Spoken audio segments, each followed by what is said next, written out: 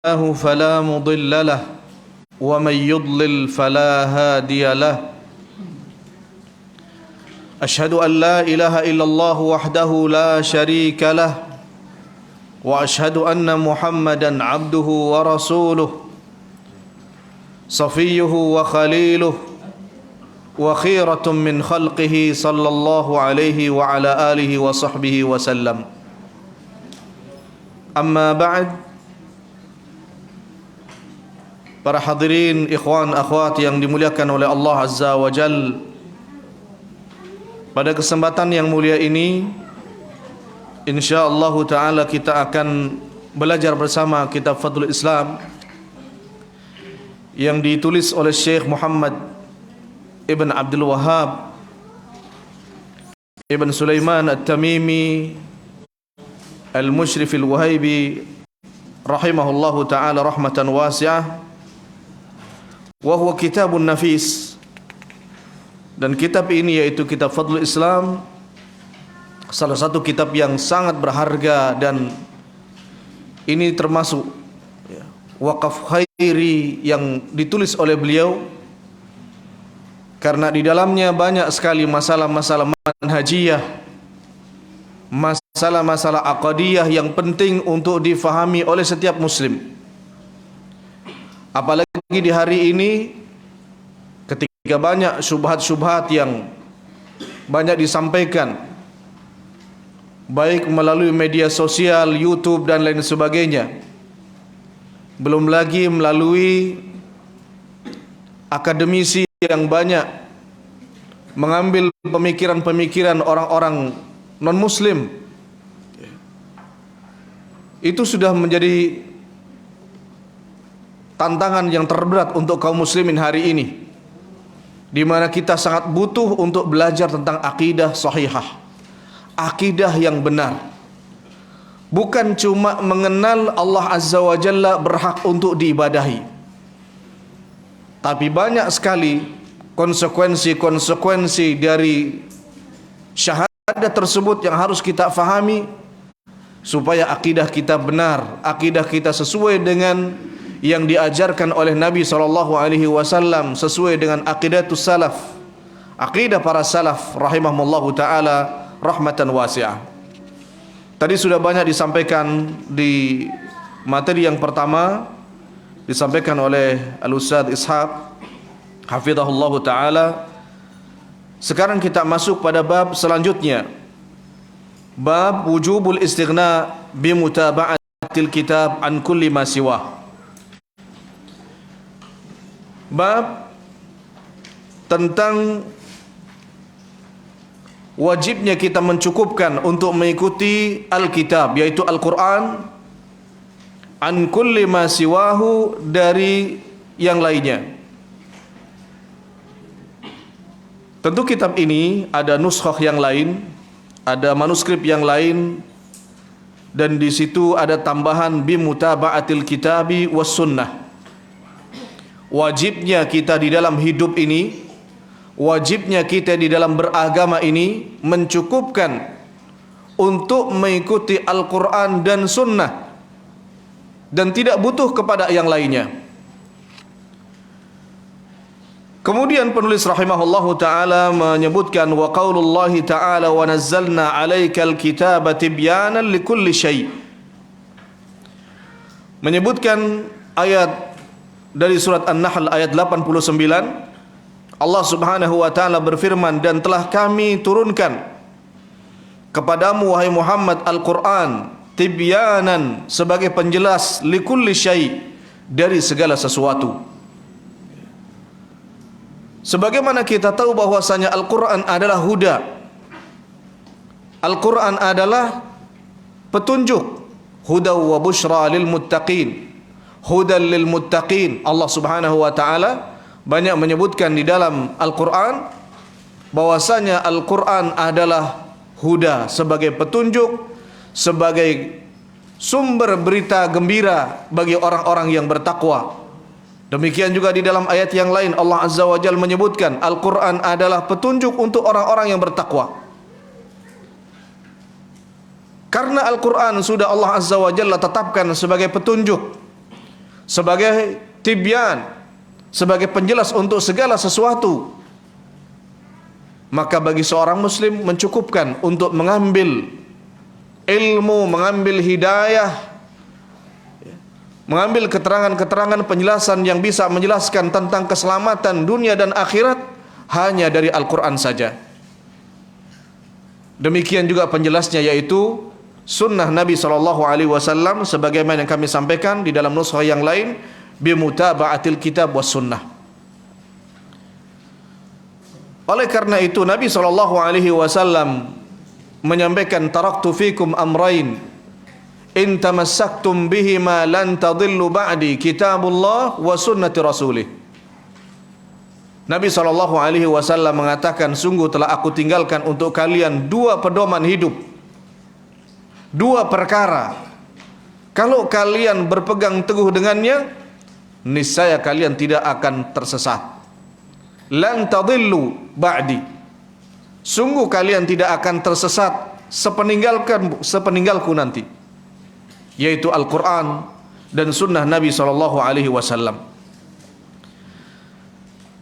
Oleh karenanya seorang muslim ketika tahu bahwasanya sumber petunjuknya, sumber penjelasnya untuk mendapatkan keselamatan dunia dan akhirat adalah Al-Quran dan sunnah, maka berarti kita dituntut untuk faham Al-Quran, dituntut untuk faham sunnah Nabi SAW. Kita dituntut untuk mempelajarinya. Kita dituntut untuk meluangkan waktu belajar Al-Quran, belajar sunnah Nabi SAW. Kalau kadang kita berusaha membuka satu usaha, ya, banyak di antara kita menghabiskan waktu dari mempelajari modulnya, mempelajari buku-buku yang terkait dengan usaha tersebut, bahkan mengikuti training, ya, jutaan rupiah dikeluarkan, mempelajari SOP ini itu dan sebagainya, sampai detail-detail dipelajari hanya untuk keuntungan dunia.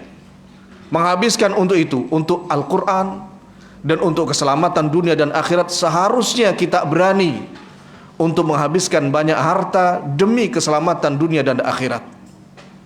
Karena kita tahu benefit yang akan kita dapatkan tidak sesat.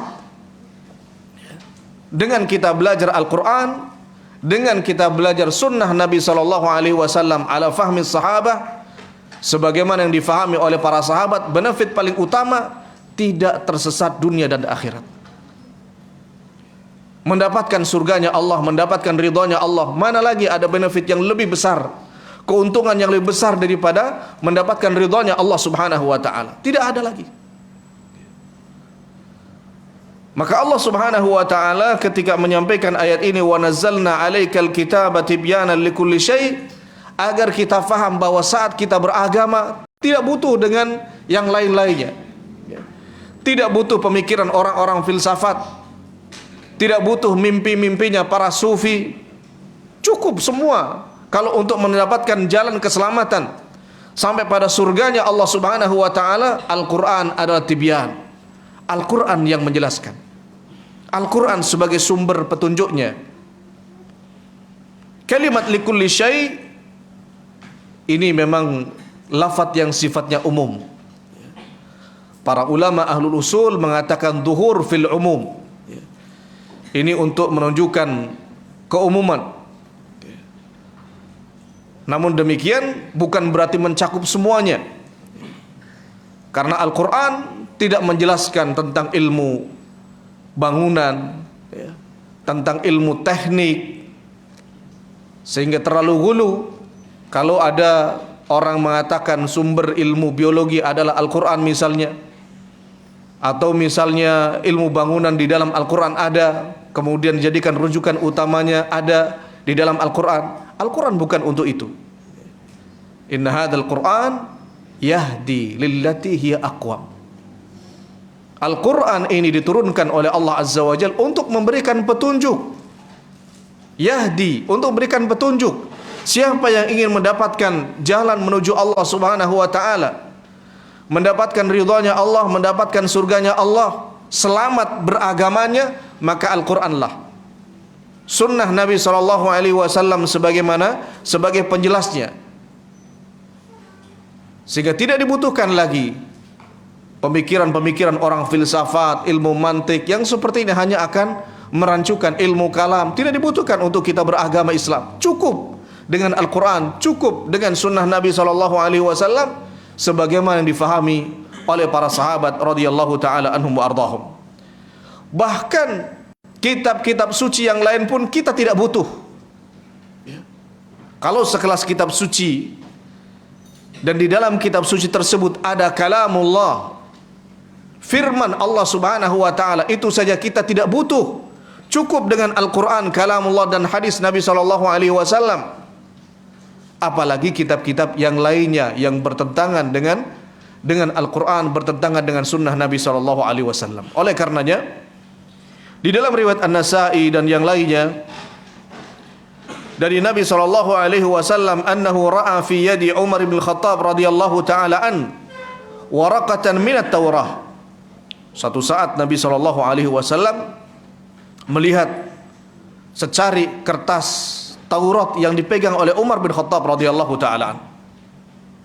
Faqala, kemudian Nabi SAW mengatakan kepada sosok Umar, orang yang disebut oleh Nabi SAW minal mulhamin, termasuk orang-orang yang layak untuk mendapatkan wahyu kalau masih ada.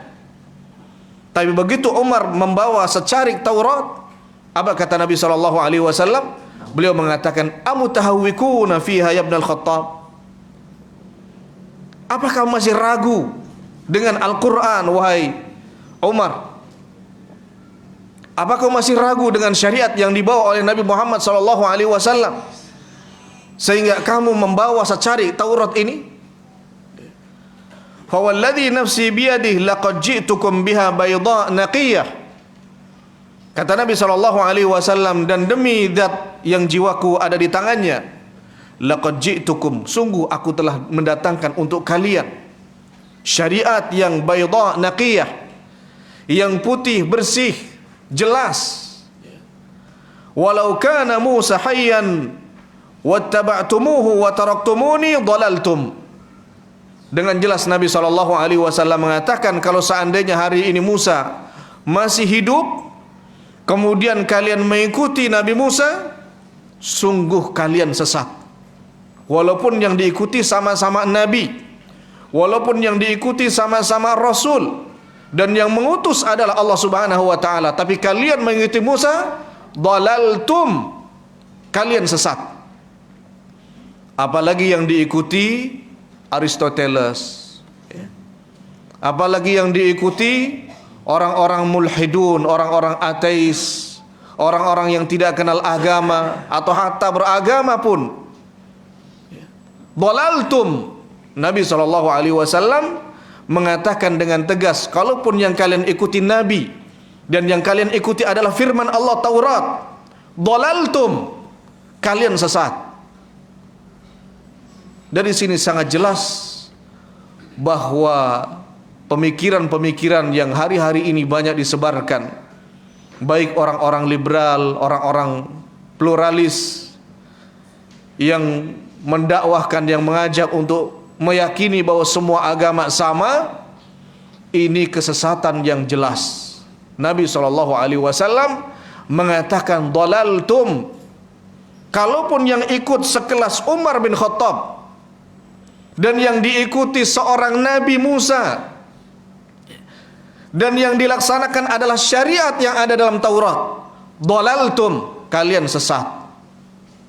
Dan di zaman itu masih banyak Taurat yang asli. Dhalaltum, Nabi SAW mengatakan kalian sesat.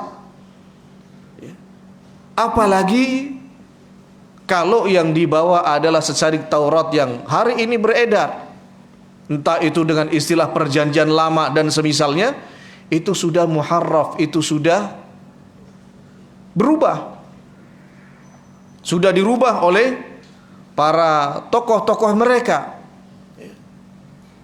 Oleh karena itu Allah Subhanahu wa ta'ala menyebutkan yuharrifunal kalima amma mawadhi'ih.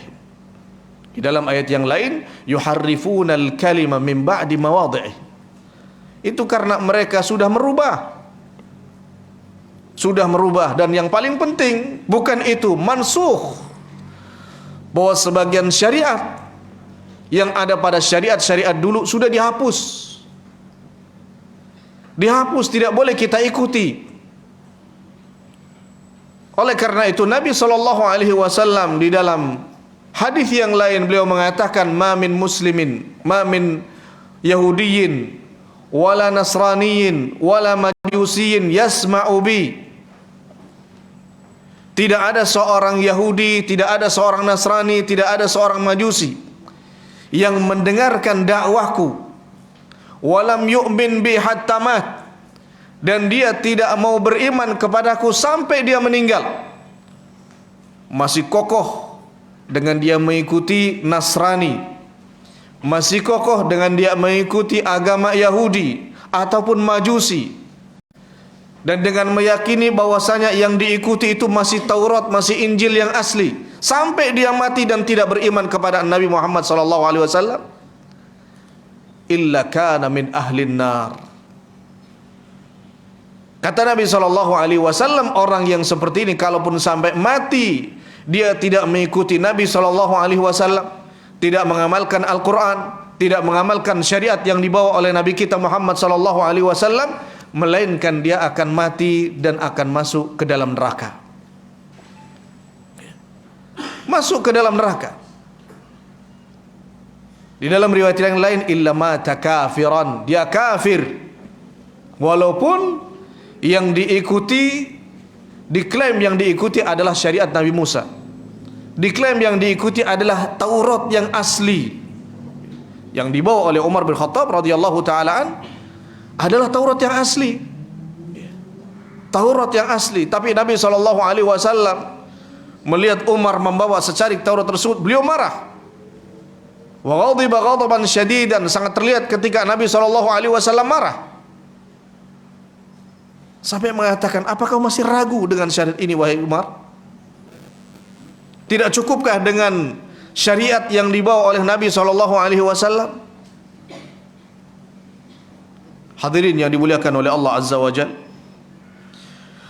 Wa fi riwayatin walladhi nafsi biyadihi law kana Musa hayyan ma wasi'ahu illa an yattabi'ani.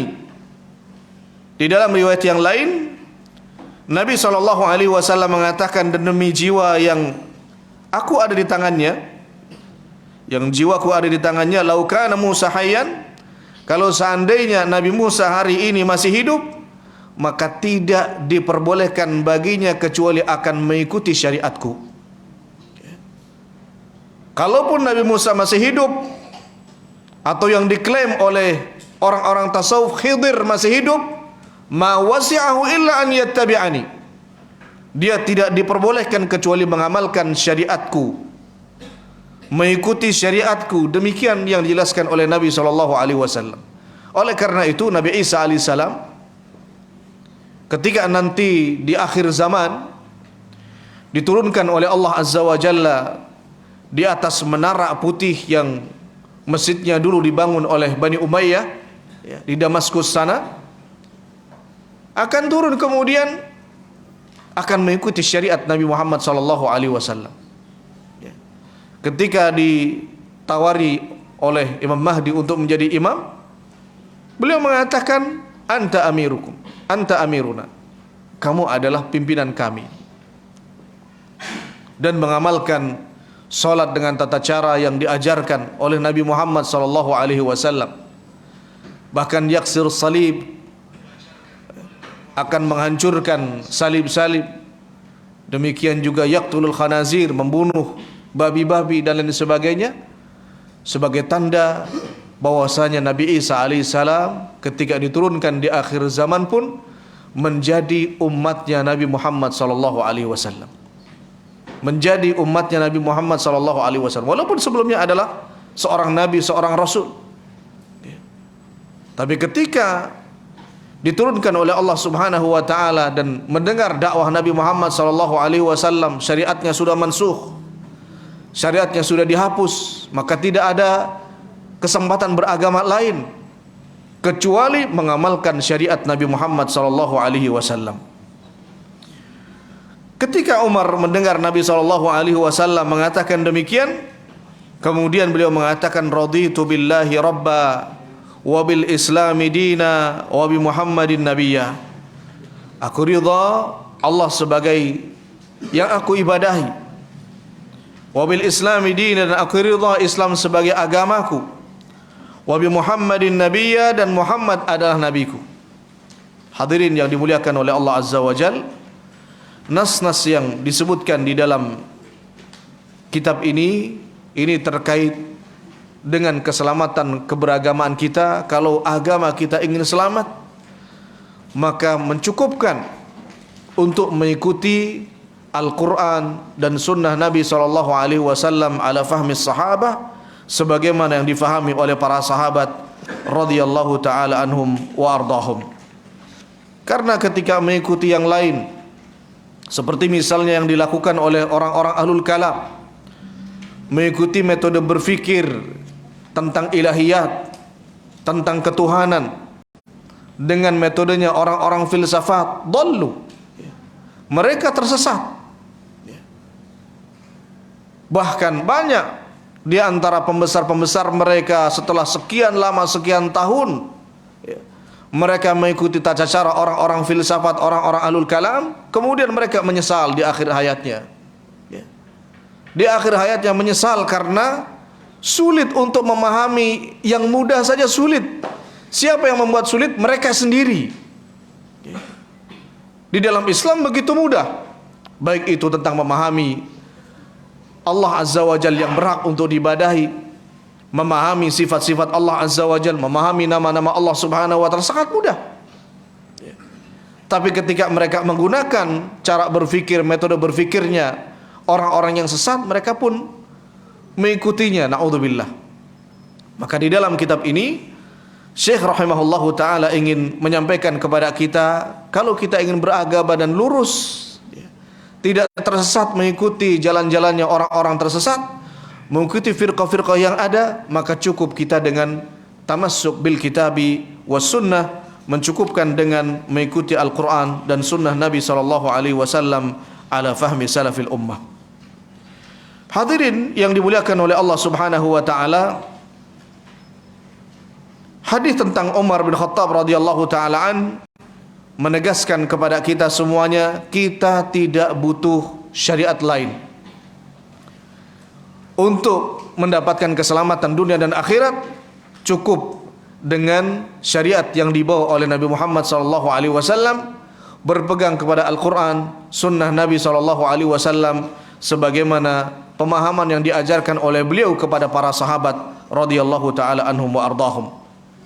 Sehingga tidak ada lagi orang yang mengatakan bahwa syariat ataupun mengikuti agama lain, kalaupun niatnya untuk cari surga, boleh. Ini pemahaman yang keliru. Ya. Nabi Musa hanya membawa secari kertas, itu sudah langsung disampaikan oleh Nabi SAW, dan beliau bahkan marah, dhalaltum, kalau seandainya kalian ikut syariat tersebut, kalian akan sesat. Kalian sesat, dhalaltum. Dan di sini beliau SAW menyampaikan dengan fi'il madhi, dhalaltum, padahal belum terjadi. Umar bin Khattab radhiyallahu ta'ala an belum mengikuti, hanya membawa saja, tapi divonis oleh Nabi SAW, kalau benar ikut, tersesat. Itu artinya membawa secari Taurat itu sangat berbahaya sekali. Membuka kitab-kitab suci yang lama, entah itu Injil atau yang diklaim Taurat atau yang diklaim Zabur, itu sangat berbahaya sekali. Sekelas Umar ditahdir oleh Nabi SAW, apalagi kita.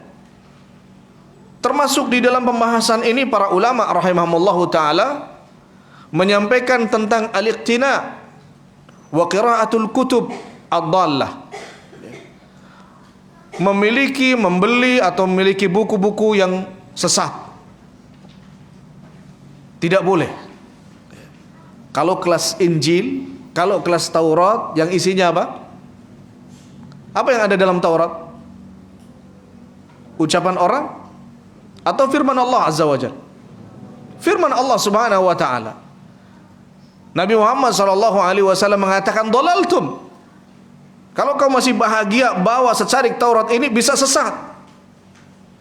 Apalagi sampai buka-buka Injil, ya. Mahasiswa teologi semester 1 sudah berani Fathul Injil. Bergaya sekali. Sampai seberapa kuatnya keimanannya, sampai seberapa pahamnya tentang Al-Quran, sampai berani membuka-buka demikian. Hadirin yang dimuliakan oleh Allah Azza wa Jalla, para ulama rahimahumullahu ta'ala bersisih pendapat tentang masalah membuka kitab-kitab suci yang lain. Ada sebagian ulama yang mengharamkan secara mutlak, tidak boleh, baik itu buka Injil, baik itu buka Taurat secara mutlak, entah itu alim atau bukan alim. Dan sebagian ulama yang lain, termasuk diantaranya adalah Syekhul Islam Ibnu Qayyim rahimahullah wa a'immatud da'wah, la yajuzu fathuha, tidak boleh membukanya, tidak boleh mentelaahnya, illa ar-rasikhun min ahli ilm, kecuali ulama-ulama yang kuat keimanannya, kuat keilmuannya, ya. Dan tidak ada tujuannya kecuali untuk membedah, ya. Kecuali untuk membedah, untuk kemudian membukakan yang sesuai dengan syariat kita, syariat Nabi Muhammad SAW, dan menyebutkan kesesatan-kesesatannya, apalagi sekarang, ya. Apalagi Injil yang hari ini, apalagi Taurat yang tersebar hari ini. Para ulama rahimahumullahu ta'ala seperti tadi disampaikan, kenapa kita tidak boleh kemudian membuka Taurat, tidak boleh membuka Injil? Sebagian ulama mengatakan li'annaha mansukhah, karena syariatnya sudah mansuh, sudah dihapus. Sebagian ulama yang lain mengatakan li'annaha muharrafah, karena Injil dan Taurat ini sudah dirubah-rubah. Bahkan Syekhul Islam rahimahullahu ta'ala beliau mengatakan lau atauna, kalau seandainya mereka membawakan asyrat anajil, 10 Injil, la kharaju ahada asyar injilan. Kalau seandainya dikumpulkan 10 Injil, pasti akan bisa sampai membuahkan ataupun bisa menerbitkan 1 Injil lagi. Karena apa? Masing-masing berbeda-beda. Berarti sudah dirubah-rubah. Berarti sudah dirubah-rubah. Kalau isinya Taurat asli saja, kita tidak boleh membacanya, kita tidak boleh membukanya, apalagi membeli, apalagi memajang. Karena tadi. Dan yang rajih wallahu a'lam, kitab-kitab suci terdahulu, kenapa kita tidak boleh memilikinya, tidak boleh membacanya? Karena 2 alasan tadi. Mansukhah secara syariat, syariatnya sudah dihapus dengan datangnya, dengan diutusnya Nabi kita Muhammad sallallahu alaihi wasallam. Dan kita harus yakin bahwasanya diutusnya Nabi sallallahu alaihi wasallam li arabihim wa ajamihim, baik untuk orang Arab ataupun selainnya.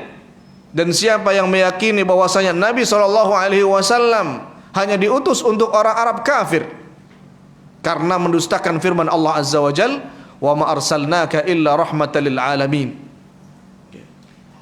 dan tidaklah kami utus engkau Muhammad kecuali untuk rahmat untuk semua alam. Wa bu'ithu ilan nasi kafah, Nabi sallallahu alaihi wasallam mengatakan, aku diutus untuk seluruh umat manusia.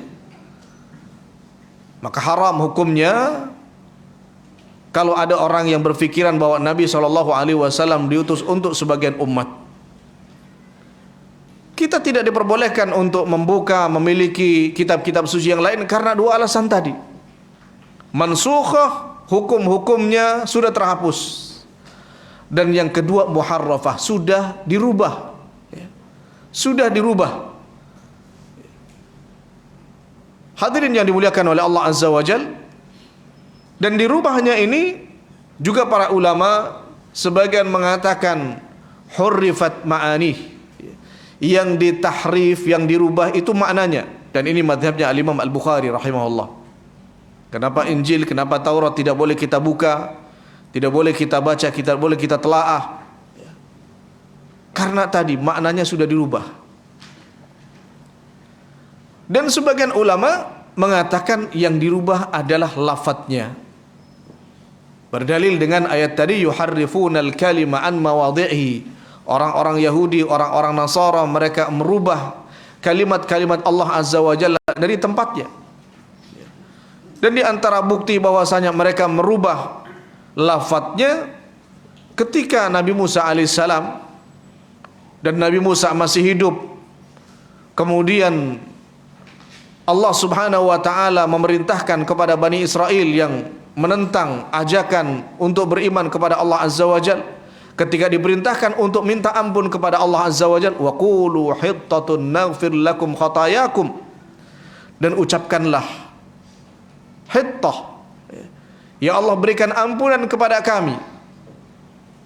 Allah Azza wa Jalla yaghfir lakum khatayakum, niscaya Allah Azza wa Jalla akan memberikan ampunan untuk kalian. Apa yang terjadi ketika orang-orang Bani Israel ini diperintahkan untuk minta ampun kepada Allah dengan mengucapkan hittah, ya Allah berikan ampunan kepada kami? Apa yang mereka ucapkan? Hintah. Mereka menambahkan lafaz huruf nun. Hittah jadi hintah. Hittah artinya minta ampunan supaya dosa-dosa yang dihapus, tapi mereka malah mintanya gandum. Ya. Dan lisan adalah cermin untuk isi hatinya. Itu tandanya orang-orang Bani Israel tidak ada yang mereka usahakan dalam kehidupan mereka kecuali urusan dunia saja. Diberi dispensasi oleh Allah Azza wa Jal, kalau kalian ingin mendapatkan ampunan, ucapkan kalimat ini, hittatun naghfir lakum khatayakum. Tapi yang mereka minta malah hintah, dan ini istihanah billahi Azza wa Jal. Justru kalimat ini menghina Allah Subhanahu wa taala. Di situ menunjukkan bahwasanya orang-orang Yahudi, orang-orang Nasara, sebagaimana pendapat yang rajih dari dua pendapat ini, bahwa yang dilakukan oleh orang Yahudi, oleh orang Nasara dan sejenisnya, mereka merubah bukan dari sisi maknanya saja, tapi lafadznya mereka juga merubahnya. Maka tidak bisa kita dapatkan Injil yang asli hari ini, Taurat yang asli hari ini, kalau isinya, kontennya sudah berubah semuanya, lafadznya sudah dirubah, apalagi isinya, apalagi maknanya. Ada kebenaran apa yang akan diambil, ada kebaikan apa yang akan diambil dari Injil-Injil tersebut, dari Taurat-Taurat tersebut? Kalau seorang Umar bin Khattab radhiyallahu ta'ala an, yang sudah kita ketahui bersama min ahlil jannah, termasuk penduduk surga, begitu beliau membawa secari kertas Taurat yang berisi Taurat, isinya kalamullah, Nabi SAW marah, dan Nabi SAW sampai menegaskan, amutahawwikun anta ya ibnal Khattab, kau masih ragu dengan syariat yang dibawa oleh Nabi Muhammad SAW, wahai Umar? Itu tandanya tidak diperbolehkan. Oleh karena itu, suatu saat Al-Imam Ahmad rahimahullah, sebagaimana disebutkan oleh Ibnu Muflih, muridnya beliau, di dalam kitab Al-Adab Asy-Syar'iyyah, suatu saat Al-Marrudhi, demikian juga murid-muridnya bertanya, hal indakum min kutubi ahlil kalam? Wahai Imam Ahmad, apakah engkau memiliki kitab yang ditulis oleh ahlul kalam? Dan kita tahu ahlul kalam masih banyak yang menisbatkan diri kepada Islam, hanya mereka lebih terpengaruh dengan pemikiran-pemikiran filsafat Yunani. Apa kata beliau? La yuhrizul mu'mina illa qabruh. Tidak ada yang bisa menjamin keselamatan seorang mukmin kecuali kuburannya. Apa arti kalimat ini?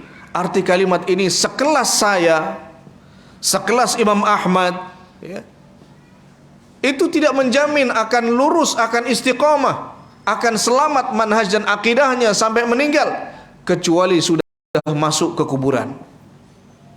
Artinya bisa saja satu kitab yang ditulis oleh ahlul kalam, begitu dibaca 1-2 halaman, syubhatnya masuk ke dalam hati, kemudian pikirannya berubah menjadi tidak mau beribadah kepada Allah Azza wa Jalla. Dan itu sudah waqi', dan itu banyak kesaksiannya, ya. Misalnya dulu dikenal ada seorang yang sebelumnya menjadi ulama, Al-Qasimi, ya. Dia dikenal dulu seorang jagoan kalau bicara tentang ateis dan membantah syubhatnya ateis. Tapi begitu dia ingin mendalami, dia beli buku-bukunya orang-orang ateis, kemudian menjadi ateis. Padahal dulu punya kitab As-Sira' Ma'al Malahidah, tulisan dia ini dipuji oleh banyak para ulama. Dipuji oleh banyak para ulama, tulisannya bagus, membantah orang-orang ateis dengan argumentasi-argumentasi logis. Karena orang ateis tidak percaya adanya Allah, apalagi Al-Quran dan Sunnah, sehingga membantahnya tidak mungkin dengan dalil. Dibantah oleh dia. Tapi karena dia mulai beli 1, 2, 3, akhirnya apa? Akhirnya menjadi ateis. Hadirin yang dimuliakan oleh Allah Azza wa Jalla, maka membeli kitab, ya, buku-buku bacaan, ini juga harus diperhatikan baik. Kalau memiliki Taurat yang asli saja, itu dimarahi oleh Nabi SAW, bahkan membawa secari kertas itu saja, Nabi SAW marah karena tidak bisa menjamin.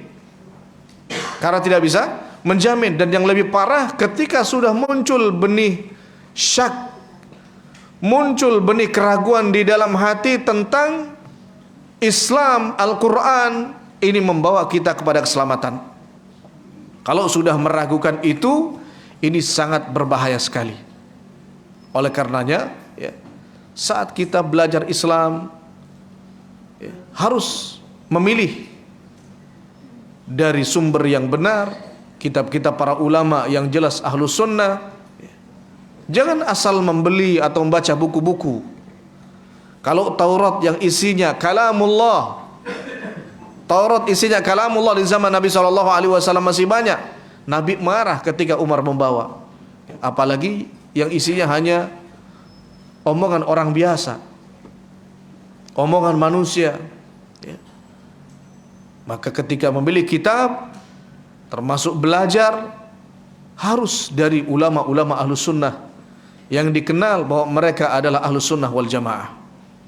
Hadirin yang dimuliakan oleh Allah Subhanahu wa taala, maka kemudian Umar mengatakan, raditu billahi rabba wa bil islami dina wa bi Muhammadin nabiyya. Kemudian kita masuk pada bab selanjutnya,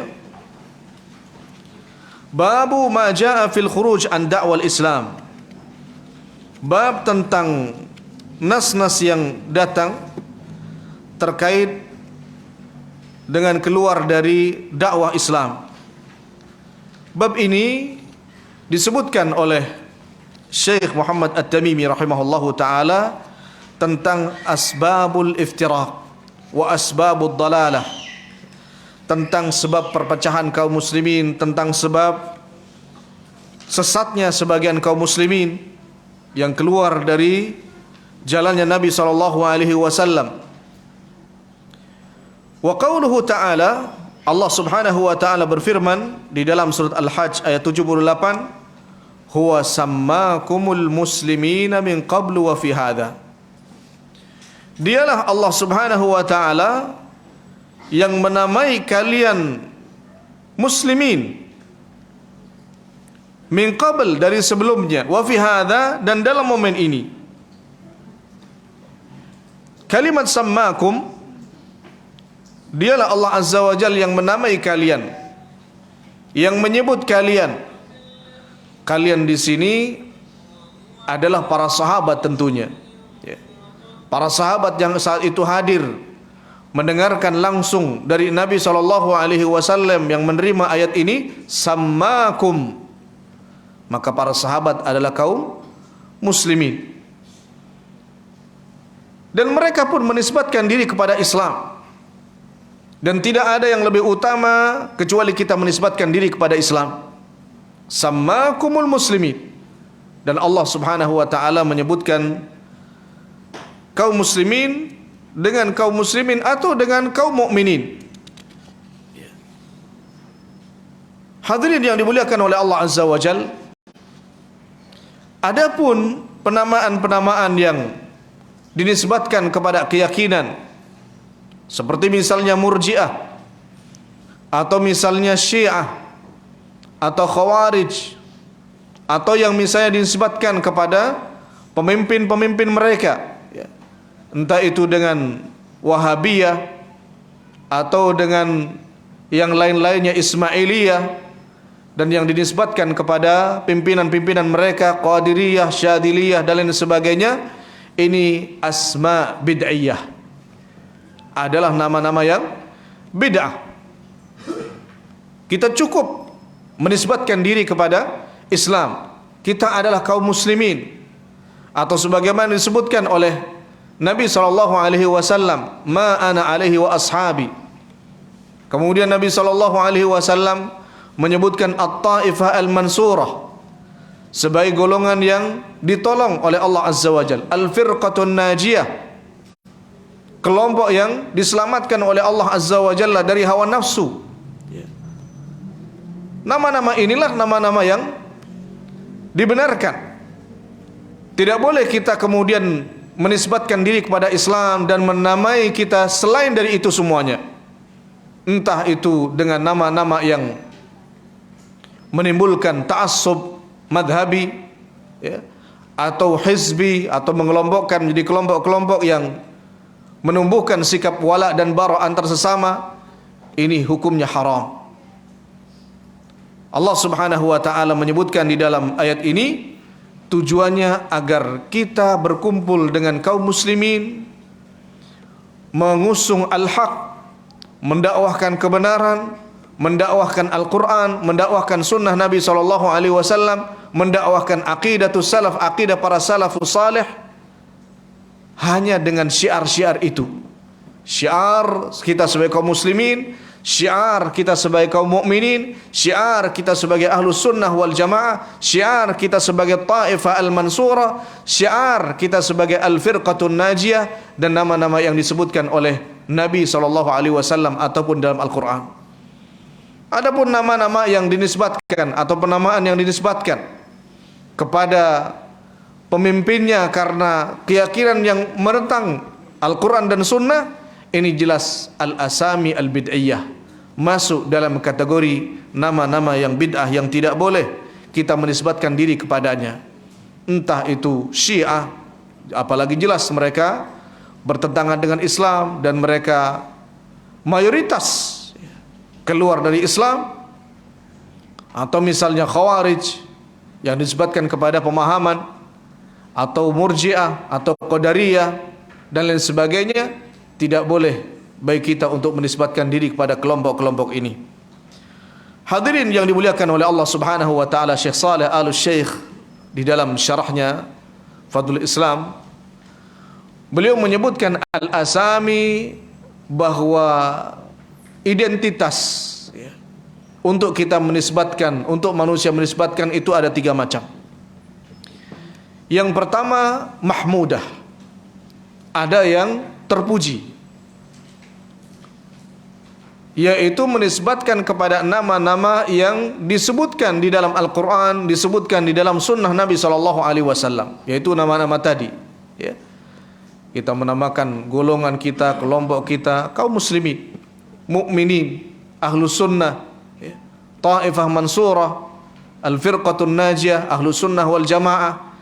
Ini nama yang mahmudah karena ada di dalam Al-Quran, di dalam sunnah Nabi SAW, dan itu yang wajib untuk kita terus gerakkan, terus kita usung, terus kita sampaikan kepada umat, sehingga tidak mengkotak-kotak kaum muslimin. Kemudian yang kedua adalah madhmumah, berafiliasi kepada nama-nama yang tercela, baik itu kepada pemikiran-pemikiran sesat ataukah kepada pimpinan-pimpinan yang mengarah atau mendakwahkan kepada kesesatan. Seperti firqah-firqah yang tersesat semuanya. Hampir tidak ada firqah kecuali mereka menisbatkan kepada pemikiran yang sesat ataukah kepada pimpinan-pimpinan mereka. Ada yang misalnya Qadiriyah berarti menisbatkannya kepada Abdul Qadir Al-Jailani misalnya, atau misalnya Syadziliyah kepada Syadzili, atau Ismailiyah dari orang-orang Syiah kepada Ismail dan semisalnya. Ini menisbatkan kepada, berafiliasi kepada pimpinan-pimpinan yang mengajarkan atau mendakwahkan kebid'ahan. Ini tidak diperbolehkan, ini haram. Ini hukumnya haram. Kemudian yang ketiga, berafiliasi kepada asami mubahah, berafiliasi kepada nama-nama yang mubah. Entah itu misalnya nama DKM masjid, nama yayasan, nama madrasah, nama sekolah dan lain sebagainya. Selama nama-nama tersebut hanya sebagai wasilah maka boleh, dan tidak menghadirkan atau menumbuhkan wala dan bara antar sesama muslim, tidak membuat perpecahan sama kaum muslimin, maka tidak mengapa. Tapi kalau sampai menumbuhkan wala dan bara, kalau bukan kelompok saya, kalau bukan teman ngaji saya, kalau bukan satu ustadz, saya nggak mau salam dan lain sebagainya, ini masuk dalam kategori hajar yang haram. Nanti akan kita bahas biidznillah ta'ala. Hadirin yang dimuliakan oleh Allah Azza wa Jalla, jadi berafiliasi kepada nama-nama ini tadi ada 3. Yang pertama, berafiliasi kepada nama-nama yang mamduhah, yang terpuji, yaitu nama-nama yang ada disebutkan dalam Al-Quran ataupun sunnah Nabi SAW. Yang kedua, berafiliasi kepada nama-nama yang bid'ah, yang haram, yaitu berafiliasi kepada perorangan, tokoh-tokoh yang memiliki pemikiran-pemikiran yang menyimpang atau kepada pemikiran yang menyimpang. Ini hukumnya haram. Dan yang ketiga adalah berafiliasi kepada nama-nama yang mubah. Nama-nama yang mubah, entah itu sekolah, entah itu kegiatan, entah itu masjid dan semisalnya, yayasan, ini pada asalnya mubah. Pada asalnya mubah selama tadi tidak menumbuhkan wala dan bara sesama kaum muslimin. Artinya yang tidak sefaham, artinya yang tidak satu kegiatan, artinya yang tidak satu atap, dianggap musuh, dianggap ini itu dan lain sebagainya. Kalau sudah muncul seperti ini, maka bukan menjadi kegiatan-kegiatan tersebut sebagai wasilah untuk mendapatkan pahala, malah justru akan datangkan hal-hal yang haram. Hadirin yang dimuliakan oleh Allah Azza wa Jal, kemudian Syekh menyebutkan hadis Al-Harith Al-Asy'ari radhiyallahu anhu anin Nabi sallallahu alaihi wasallam annahu qala, Nabi sallallahu alaihi wasallam bersabda, wa ana amurukum bi khamsin Allahu amarani bihinna, dan aku memerintahkan kalian untuk melakukan 5 perkara. Allahu amarani bihinna, karena Allah Azza wa Jalla memerintahkanku untuk melakukan 5 perkara ini. As-sam'u wa ta'ah, mendengar dan taat, wal jihad, wal hijrah, wal jamaah. 5 perkara yang diperintahkan oleh Nabi SAW. As-sam' wa ta'ah, al jihad, wal hijrah, wal jamaah. Hijrah dan jamaah. Fa innahu man faraqal jama'ata qida shibrin, maka sesungguhnya siapa yang menjauh dari jamaah walaupun sejengkal, faqad khala'a ribqatal islam min unuqihi illa an yarji', maka dia telah melepas ikatan Islam dari lehernya kecuali dia kembali lagi. Wa man idda'a da'wal jahiliyah, dan barang siapa yang mengajak untuk mengkampanyekan perkara-perkara jahiliyah, fa innahu min jutha jahannam, maka sungguh dia termasuk dari bangkai jahannam. Faqala rajulun ya Rasulullah wa in shalla wa sama. Kemudian ada seorang yang bertanya kepada Rasulullah, apakah walaupun dia puasa dan salat? Qala wa in shalla wa sama. Kata Nabi SAW, ya, walaupun dia melakukan salat dan berpuasa. Fad'u bida'wallahi alladhi sammakumul muslimin al-mu'minin ibadallah. Maka panggillah dengan dakwahnya Allah Azza wa Jal, yang Allah Azza wa Jal namakan kalian, yaitu dengan nama kaum muslimin atau kaum mukminin atau ibadallah, karena nama-nama ini tentu tidak mengkotak-kotak kaum muslimin, tidak membeda-bedakan antara satu kaum muslimin dengan yang lainnya. Rawahu Ahmad wa Tirmidzi wa qala hadza haditsun hasanun sahih. Hadirin yang dimuliakan oleh Allah Azza wa Jal, hadis ini adalah hadis yang mulia, hadis yang disampaikan oleh Nabi SAW penting untuk kehidupan kita sebagai seorang muslim, di mana Nabi SAW menyampaikan, wa ana amurukum bi khamsin Allahu amarani bihinna. Allah yang telah menyuruhku dengan 5 hal ini. Oleh karenanya semua yang diperintahkan oleh Nabi SAW, maka itu adalah perintah Allah Azza wa Jalla. Karena Nabi SAW, wa ma yantiqu 'anil hawa in huwa illa wahyu yuha. Nabi SAW tidak mengucapkan sesuatu melainkan wahyu yang diwahyukan, bukan dari hawa nafsu. Bukan dari hawa nafsu. Dan ini harus kita fahami dengan baik-baik, karena ini kaidah penting bagi seorang muslim. Apa yang diperintahkan oleh Nabi SAW, apa yang disyariatkan oleh Nabi SAW, itu diperintahkan dan disyariatkan oleh Allah Subhanahu wa taala. Walaupun lafaz itu tidak didapati secara teks di dalam Al-Qur'an. Oleh karena itu, ketika datang seorang sahabiyat mendengarkan bahwasanya Ibnu Mas'ud radhiyallahu taala anhu wa ardah menyampaikan, la'anallahu al-washimat wal mustawshimat wan namisat wal mutanammisat wal mutafallijat lil husn wal mutaghayyirat li khalqillahi azza wa jalla. Suatu saat Ibnu Mas'ud radhiyallahu taala an mendengar sesuatu yang sedang tren di sebagian sahabiyat, mengerik gigi. Kemudian Ibnu Mas'ud radhiyallahu taala an menyampaikan hadis ini. Allah melaknat wanita-wanita yang mentato dan yang minta ditato, dan yang mengerik alis atau yang minta dikerik, atau yang sengaja mengerik gigi. Demikian juga yang merubah ciptaan Allah Azza wa Jalla. Nah, kemudian sebagian sahabiat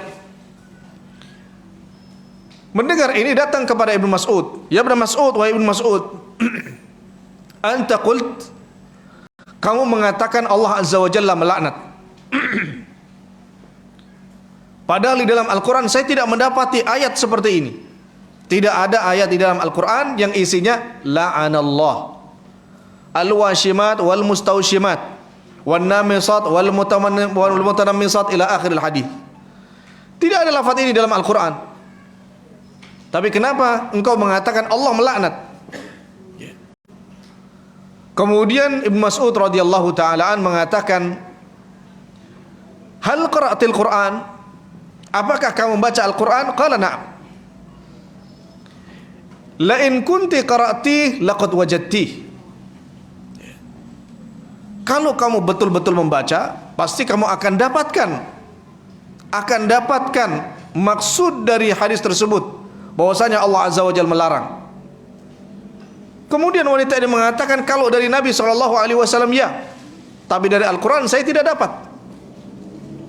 Kemudian Ibnu Mas'ud radhiyallahu taala an, beliau mengatakan, wa ma atakumur rasulu fakhudhuhu wa ma nahakum anhu fantahu. Wa ma atakumur rasul, dan apa-apa yang datang dari Rasul maka ambillah, amalkan, dan apa-apa yang dilarang maka tinggalkan. Ini kaidah umum yang disampaikan oleh Allah Azza wa Jalla, bahwasanya apa yang disampaikan oleh Nabi bukan dari Nabi asalnya, tapi sumbernya dari Allah Subhanahu wa taala. Ketika Nabi melarang wanita-wanita untuk mentato atau minta ditato, atau melarang mengerik alis atau minta dikerik, itu bukan dari Nabi SAW sumber aslinya, tapi dari Allah Subhanahu wa taala. Sehingga yang disampaikan oleh Nabi SAW sama saja sumbernya dari Allah Subhanahu wa taala. Dan ini kalimat yang penting untuk kita fahami. Oleh karena itu beliau mengatakan Allahu amarani bihinna, untuk memahamkan bahwa apa yang datang yang disampaikan oleh Nabi SAW itu hakikatnya disampaikan oleh Allah Subhanahu wa taala. Walaupun teksnya tidak ada dalam Al-Qur'an, hanya ada di dalam hadis Nabi SAW, tapi fahami Allah Azza wa Jalla juga memerintahkan apa yang disampaikan oleh Nabi SAW. Demikian juga yang dilarang oleh Nabi, hakikatnya dilarang oleh Allah Subhanahu wa taala. Nabi SAW mengatakan, aku merintahkan 5 perkara. Yang pertama adalah as-sam'u wa ta'ah, mendengarkan dan taat. Mendengarkan dan taat kepada waliul amr. Pada saat kita mendengarkan dan taat kepada waliul amr, kepada pemimpin, pemimpin kaum muslimin yang mengurusi kaum muslimin, ini terkait dengan 3 hak. Yang pertama adalah haqqullah, hak Allah Subhanahu wa taala. Ya ayyuhalladzina amanu athi'ullaha wa athi'ur rasul wa ulil amri minkum. Wahai orang-orang yang beriman, taatlah kalian kepada Allah dan taatlah kalian kepada Rasulnya dan kepada pemimpin-pemimpin kaum muslimin. Di dalam ayat ini Allah Azza wa Jalla memerintahkan kita untuk mentaati kepada Allah, kepada Rasulullah, dan yang ketiga kepada pemimpin kaum muslimin. Pemimpin kaum muslimin. Sehingga saat seorang muslim mentaati pemimpin muslim di negaranya, di kerajaannya, maka sebenarnya dia mentaati Allah Subhanahu wa taala. Ya. Sekalipun mentaati pemimpin, di dalam ayat tersebut Allah bedakan. Allah bedakan. Ya ayyuhalladzina amanu athi'ullaha wa athi'ur rasul wa ulil amri minkum. Ketika berbicara tentang taat kepada Allah, taat kepada Rasul, Allah mengatakan athi'u, taatlah. Tapi ketika kepada waliul amr, kepada pemimpin, tidak ada kata athi'u. Kenapa demikian?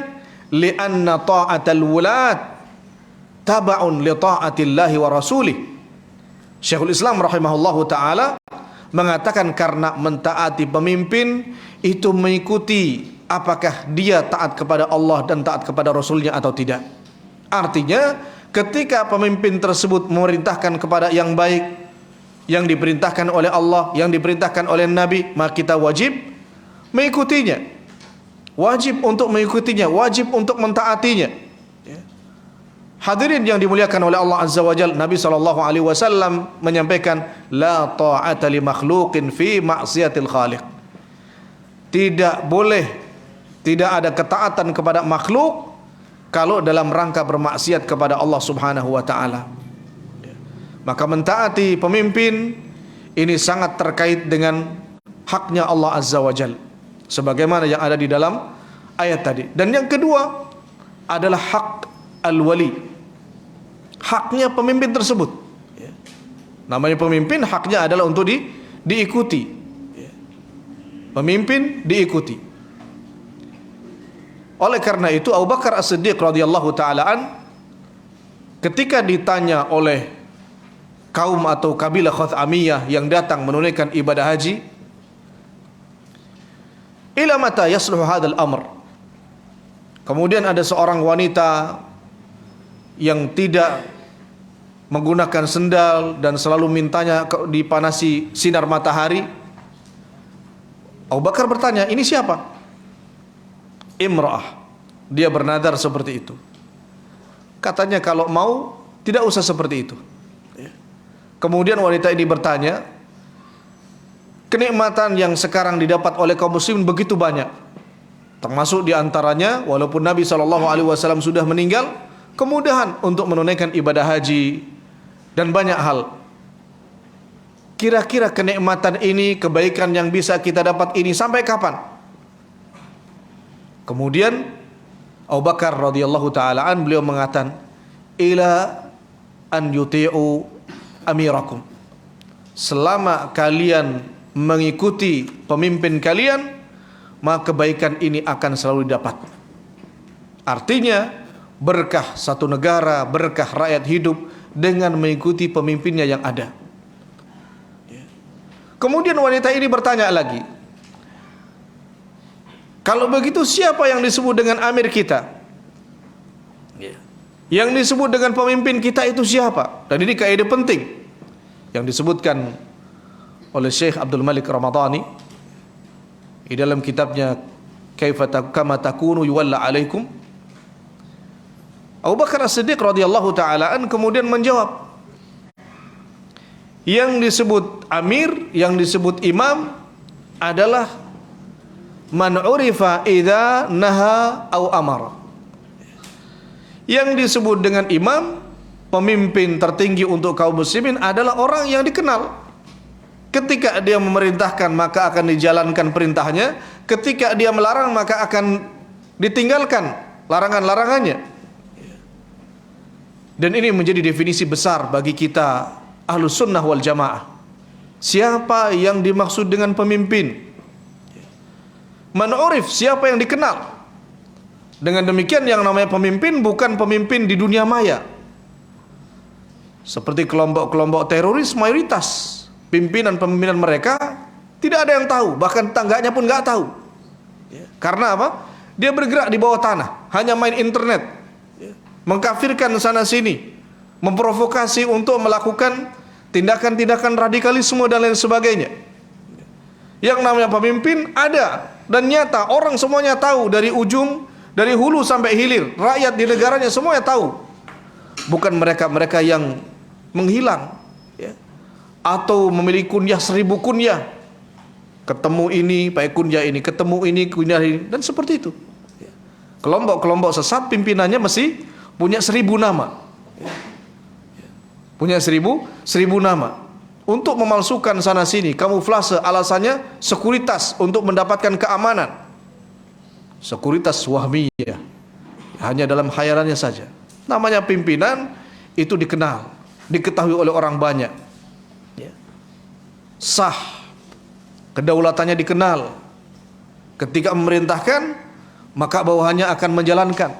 Siapa yang berada di bawah kekuasaannya, dia akan menjalankan, mau tidak mau. Ketika rakyat dilarang sesuatu, mereka pun akan meninggalkan larangannya. Beda dengan kelompok-kelompok sesat yang hanya bergerak di dunia maya, berbicara sana sini, mau menyampaikan pidato keimaman hanya melalui YouTube, kemudian menghilang. Ketemu tetangga saja tidak mau karena khawatir ketangkap, alasannya ini itu dan sebagainya. Ini jelas kesesatannya. Namanya pemimpin itu jelas dan semua orang tahu, dan mampu untuk memerintahkan siapa yang berada di bawahnya. Beda kalau pimpinan-pimpinan kelompok-kelompok sesat, kelompok-kelompok underground, pergerakan-gerakan di bawah tanah. Coba suruh tetangga yang tidak ikuti gerakannya, suruh membersihkan aspal, apa mau? Pasti nggak mau. Itu tandanya dia bukan pemimpin. Tapi kalau misalnya presiden kita hafizahullah datang ke Tegal, suruh misalnya kita bersih-bersih, pasti akan menjalankan bawahannya. Dan demikian namanya pemimpin. Ketika melarang, maka larangannya pun akan ditinggalkan. Ketika memerintah, maka bawahannya pun akan melakukan. Berarti dia memiliki kemampuan untuk memimpin. Dia punya undang-undang, dia punya aturan yang dijalankan oleh bawahannya. Dan demikian yang namanya pemimpin. Hadirin yang dimuliakan oleh Allah Azza wa Jalla. Kemudian hak yang ketiga adalah hak rakyat. Tadi kami sampaikan, mendengar dan taat ini terkait dengan 3 hak. Yang pertama adalah hak Allah, dan yang kedua adalah hak pemimpin, dan yang ketiga adalah hak rakyat. Maka setiap orang-orang yang tidak menjalankan perintah Nabi SAW, mendengar dan taat kepada pemimpin, maka dia telah mendolimi tiga ini. Mendolimi hak Allah, mendolimi hak pemimpin, dan mendolimi hak rakyat. Maka lihat orang-orang Khawarij ketika mereka melakukan aksi apapun yang mereka klaim bahwa itu untuk ibadah dan lain sebagainya, ini pasti akan merusak tiga hak ini. Lihatlah bagaimana yang mereka lakukan pada saat kekhalifahan Uthman ibn Affan. Mereka melakukan demonstrasi besar-besaran, bahkan termasuk dalam hal ibadah yang menjadi imam di saat itu pun mereka ambil alih haknya Uthman, padahal hanya untuk sholat saja mereka gantikan dengan imam dari mereka. Belum lagi setelah itu membunuh budaknya Uthman, membunuh istrinya Uthman, bahkan sampai Uthman ibn Affan radhiyallahu ta'ala dibunuh oleh mereka. Maka orang-orang yang tidak melakukan as-sam' wa ta'ah, mendengar dan taat kepada pemimpin, padahal kita semua diperintahkan, alaikum bis-sam'i wa ta'ah, wa in ta'ammara alaikum abdun habasyiyun ka'anna ala ra'sihi zabibah. Nabi SAW mengatakan, hendaknya kalian untuk mendengar dan taat, walaupun yang memimpin kalian adalah budak dari Ethiopia yang di kepalanya seakan-akan ada kismis. Dan ini memberikan gambaran, namanya budak secara syarat syar'i tidak bisa jadi imam karena dia budak. Dan namanya budak, malul abdi li sayyidihi. Yang namanya budak itu berarti hartanya itu milik tuannya, dia nggak punya. Bagaimana dia akan memimpin, bagaimana dia akan berkuasa? Tapi kenapa Nabi SAW mengatakan wa in ta'ammara alaikum abdun, sekalipun yang memimpin kalian adalah budak, itu tandanya budak ini melakukan upaya, melakukan aksi sampai kemudian tuannya dibunuh, bahkan orang-orang yang dianggap akan berkuasa pun dibunuh sampai dia menjadi pimpinan. Kalaupun sampai budak ini menjadi pimpinan, kita diperintahkan oleh Nabi SAW, wa in ta'ammara alaikum abdun, sekalipun yang memimpin kalian ini orang yang sebenarnya tidak sah, sebenarnya syaratnya tidak terpenuhi, tapi ketika dia jadi pemimpin dan dia muslim, urusan kezalimannya, membunuhnya, dosa-dosa besarnya, urusan dia dengan Allah Azza wa Jalla. Tapi urusan kenegaraan, kepemimpinan, alaikum bis-sam'i wat ta'ah, hendaklah kalian untuk mendengar dan taat. Kemudian yang diperintahkan oleh Nabi SAW adalah al-jihad, yaitu jihad, badlul wus'.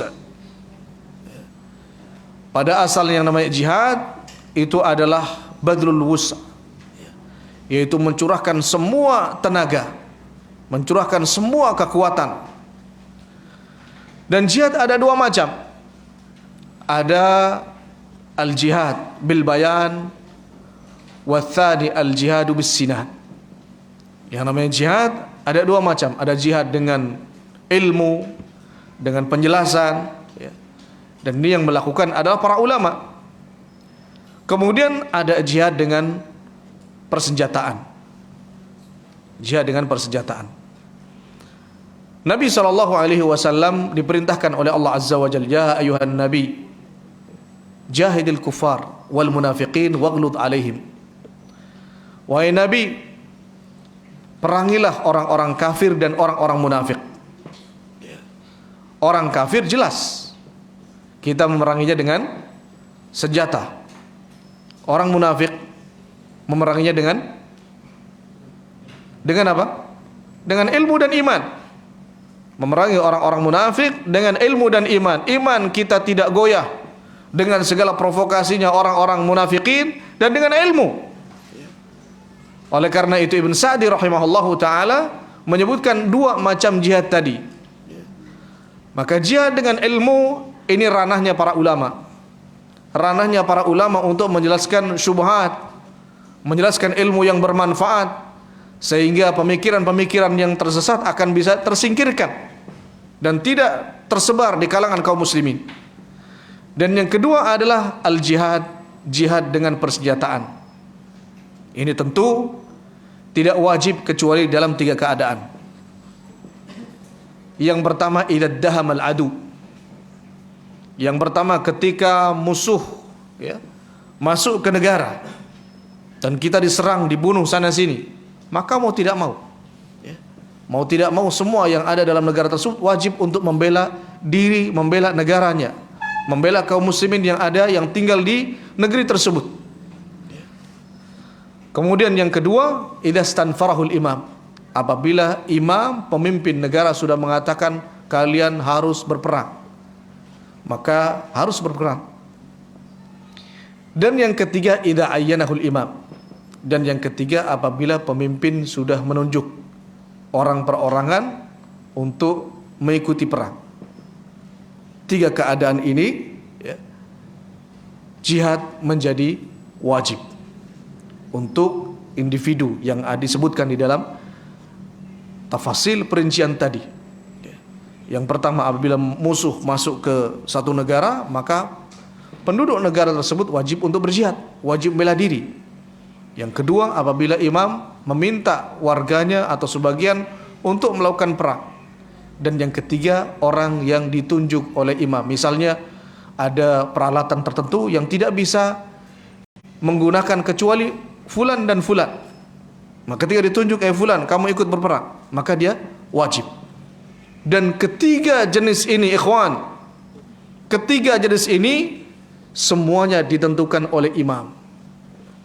Tidak ada yang namanya jihad ditentukan oleh ketua majelis taklim, nggak ada. Organisasi nggak ada.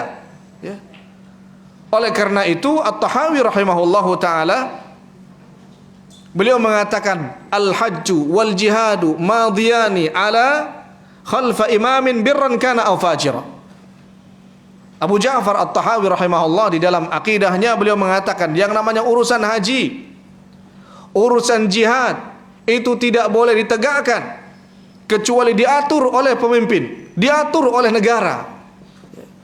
Maka kalau ada kelompok yang kemudian menggerakkan untuk jihad, ini keliru besar, walaupun dia adalah ulama. Walaupun dia adalah ulama, walaupun dia adalah organisasi besar. Organisasi besar itu bukan waliul amr, bukan imam. Jadi urusan jihad yang mengatur adalah imam. Jelas sekali dalam akidah Ahlussunnah wal Jamaah menyampaikan al-hajju wal jihadu madiyani khalfa imamin birran kana aw fajira. Yang namanya haji dan jihad itu diatur oleh negara. Enggak boleh karena kita sangat resah dengan kondisi kaum muslimin di sana yang hari ini sedang tertindas, kemudian kita mengajak orang berangkat ke sana.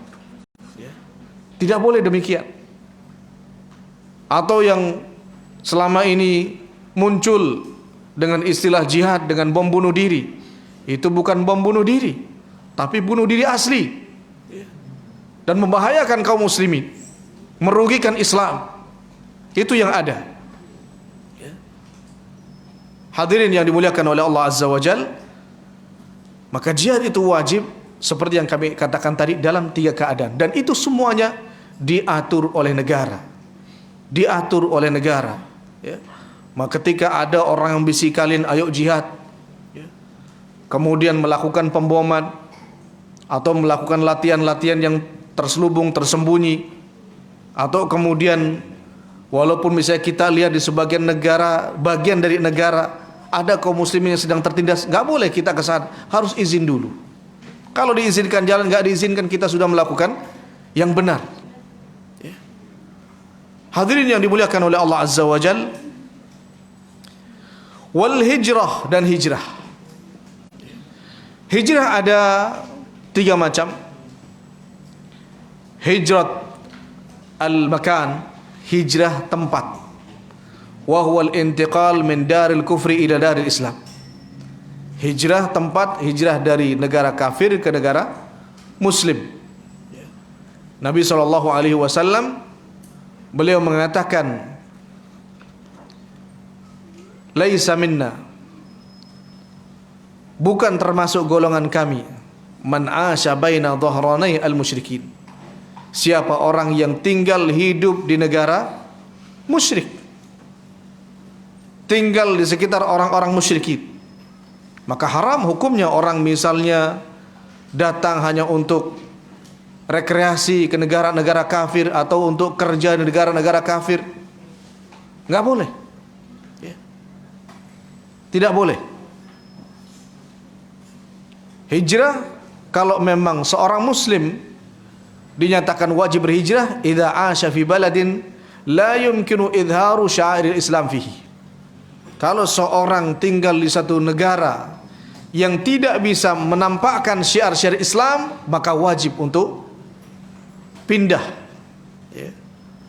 wajib untuk hijrah. Kalau tidak hijrah, maka dia akan dicela oleh Allah Azza wa Jalla, kecuali memang tidak mampu. Tapi kalau dia tinggal di negara kafir, jelas harus pindah. Maka banyak teman-teman kami yang dulu bertanya kepada Syekh Ibn Utsaimin rahimahullah, dia di Amerika, ada yang di Prancis, ada yang di Jerman. Syekh, saya kerja di sini sebagai muhandis insinyur di komputer. Saya mengatakan tinggalkan, masih banyak pekerjaan di negara kaum muslimin, dan mereka tinggalkan. Kalau seorang sekarang banyak orang berbondong-bondong kerja ke negara-negara kafir, ini hukumnya haram. Hukumnya haram. Harus berhijrah, harus meninggalkan. Walhamdulillah negara kaum muslimin banyak dan pekerjaan pun banyak dan rezeki Allah sangat luas. Wa ardullahi wasi'ah. Ini hukumnya wajib. Apabila seorang tinggal di negara yang tidak bisa menampakkan syiar-syiar Islam, maka wajib untuk pindah. Wajib untuk pindah. Wajib untuk berhijrah. Bahkan Imam Malik rahimahullahu ta'ala ketika ditanya tentang orang muslim yang tinggal di daerah subba fihi salaf, tinggal di daerah yang banyak syiahnya sehingga banyak para salaf, para sahabat dicela, Imam Malik mengatakan mustahab bagi orang ini, mustahab bagi orang ini untuk hijrah, karena dikhawatirkan syubhat-syubhat ini akan banyak didengar, kemudian ikut-ikutan mencaci para salaf rahimahumullahu ta'ala. Maka hijrah itu wajib ketika seorang tidak mampu untuk menampakkan syiar-syiar Islam, tidak bisa sholat jamaah, tidak bisa sholat Jum'ah, tidak bisa sholat Id, tidak bisa puasa, tidak bisa menggunakan pakaian muslimah, ini wajib untuk pindah. Wajib untuk pindah ke negeri muslim, dan tidak bisa berdakwah. Beda kalau orang misalnya dia mampu berdakwah dan dibiarkan, diberi kesempatan oleh negara tersebut, maka di sini ada majal. Tapi kalau tidak ada dan bukan ahlinya, maka harus pindah ke negeri muslim, harus berhijrah ke negeri muslim. Bagaimana kalau tinggal di negeri dia kafir? Dia kafir tapi diberikan kesempatan untuk menampakkan syiar-syiar Islam. Maka para ulama rahimahumullahu ta'ala mengatakan kalau mampu menampakkan syiar-syiar Islam, tidak ada intimidasi, bahkan tidak dijerat dengan aturan-aturan pemerintah, karena sebagian negara menjerat. Kalau kaum muslim melakukan sholat jamaah akan dipenjara, kalau kaum muslimah menggunakan hijab maka akan dipenjara, bahkan terkena gharamah. Yang seperti ini berarti tidak mampu menampakkan syiar Islam, harus pindah. Tapi kalau mampu, diberikan kesempatan, diberikan kebebasan untuk melakukan syiar Islam, maka tidak mengapa, tapi mustahab untuk hijrah. Karena bagaimanapun orang tinggal di negeri kafir, dia akan terbiasa mendengarkan orang mencela Allah, mendengarkan orang kafir mencela Al-Quran, menghina Nabi, minum khamar, berzina. Maka sangat disyariatkan bagi orang-orang seperti ini untuk hijrah, supaya akidahnya selamat, anak keturunan dan istrinya pun diselamatkan dari syubhat-syubhat dan syahwat yang ada. Siapa yang tinggal di negara kafir dan dia mampu untuk menampakkan syiar Islam, maka bagi dia sunnah untuk hijrah ke negeri muslim. Kemudian hijrah yang kedua adalah hijratul amal wa hadi asluha. Yang kedua adalah hijrah amal. Apa yang dimaksud dengan hijrah amal? Yang dimaksud dengan hijrah amal adalah meninggalkan maksiat, meninggalkan dosa. Meninggalkan maksiat, meninggalkan dosa. Nabi SAW mengatakan al-muhajiru man hajara ma nahallahu an. Seorang yang berhijrah yang hakiki adalah orang yang meninggalkan dosa. Yang meninggalkan dosa. Yang dulu suka mabuk dia tinggalkan. Yang dulu suka judi tinggalkan. Yang dulu suka mencuri tinggalkan. Yang dulu bermuamalah riba tinggalkan. Hakikat hijrah sebenarnya ini. Dan memiliki keutamaan yang tentu lebih, apalagi dia sudah terbiasa dari kecil, sudah lama. Kemudian dia tahu itu dilarang di dalam Islam. Sebagai tuntutan keimanan dia tinggalkan dosa-dosa ini. Ini adalah hijrah amal. Kemudian yang ketiga adalah hajrul ashkhas. Meninggalkan orang perorangan. Dan ini ya ikhwani, mendiamkan orang, meninggalkan orang kalau memang dia bermaksiat. Dia bermaksiat sebagaimana yang disebutkan oleh para ulama rahimahumullahu taala, bahwasanya al-hajru dawa. Yang namanya meninggalkan atau membiarkan, mendiamkan orang itu obat. Dan tidak semua obat cocok untuk digunakan. Orang yang sakit paru-paru jangan minum salep karena panuan. Karena salah obat. Dengan demikian maka orang yang melakukan ini harus memiliki fikih yang baik. Sebagaimana dulu Nabi SAW mendiamkan Ka'ab karena tidak mengikuti perintah jihad, padahal tidak ada alasan bagi dia, sampai kemudian Allah Azza wa Jalla turunkan ayat untuk menerima taubatnya. Bermanfaat. Dan jelas yang melakukan, yang memerintahkan adalah Nabi SAW, tidak sembarangan. Dan ini bagi orang yang bermaksiat. Dan ketika didiamkan, ketika ditinggalkan, orang ini mau berubah. Jadi bukan sembarang, wah dia bukan nggak ngaji sama ustadz saya, diem. Disalamin diem. Ini bukan hajar namanya. Ini bukan hajar, tapi su'ul adab wa su'ul khuluq. Orang-orang seperti ini namanya su'ul akhlak, yang tidak punya fikihnya. Dan bahkan Syekh bin Baz rahimahullahu ta'ala, beliau menyampaikan az-zaman zamanur rahmah. Justru sekarang orang kalau disalamin kemudian dia enggak menjawab salam, malah akan dianggap tidak baik. Dianggap tidak baik, tidak punya akhlak. Sekarang yang dibutuhkan justru rahmah. Saling menyapa, saling mengucapkan salam, saling datang untuk kemudian berkunjung, bersilaturahmi, memberikan manfaat, memberikan nasihat, memberikan faedah. Itu yang justru jauh lebih bermanfaat untuk keimanan kita semuanya. Maka kami sampaikan tidak sembarang orang menggunakan hajar ini. Harus dari namanya menggunakan obat kan dari orang ahlinya. Kalau bukan ahlinya dan tidak bisa melihat efeknya, maka tidak boleh menggunakan atau mendiamkan orang per orang. Bahkan yang harus kita lakukan ketika dia muslim, harus kita muamali bahwa dia adalah muslim. Muamali dia muslim. Ketemu, mengucapkan salam, mendoakan dan lain sebagainya, sebagaimana hak-hak muslim yang lain. Qala wal jamaah, dan perintah yang kelima ini sengaja sedikit saya panjangkan karena penting untuk kita fahami. Wal jamaah, yang dimaksud dengan jamaah adalah al-ijtima' 'alal haq.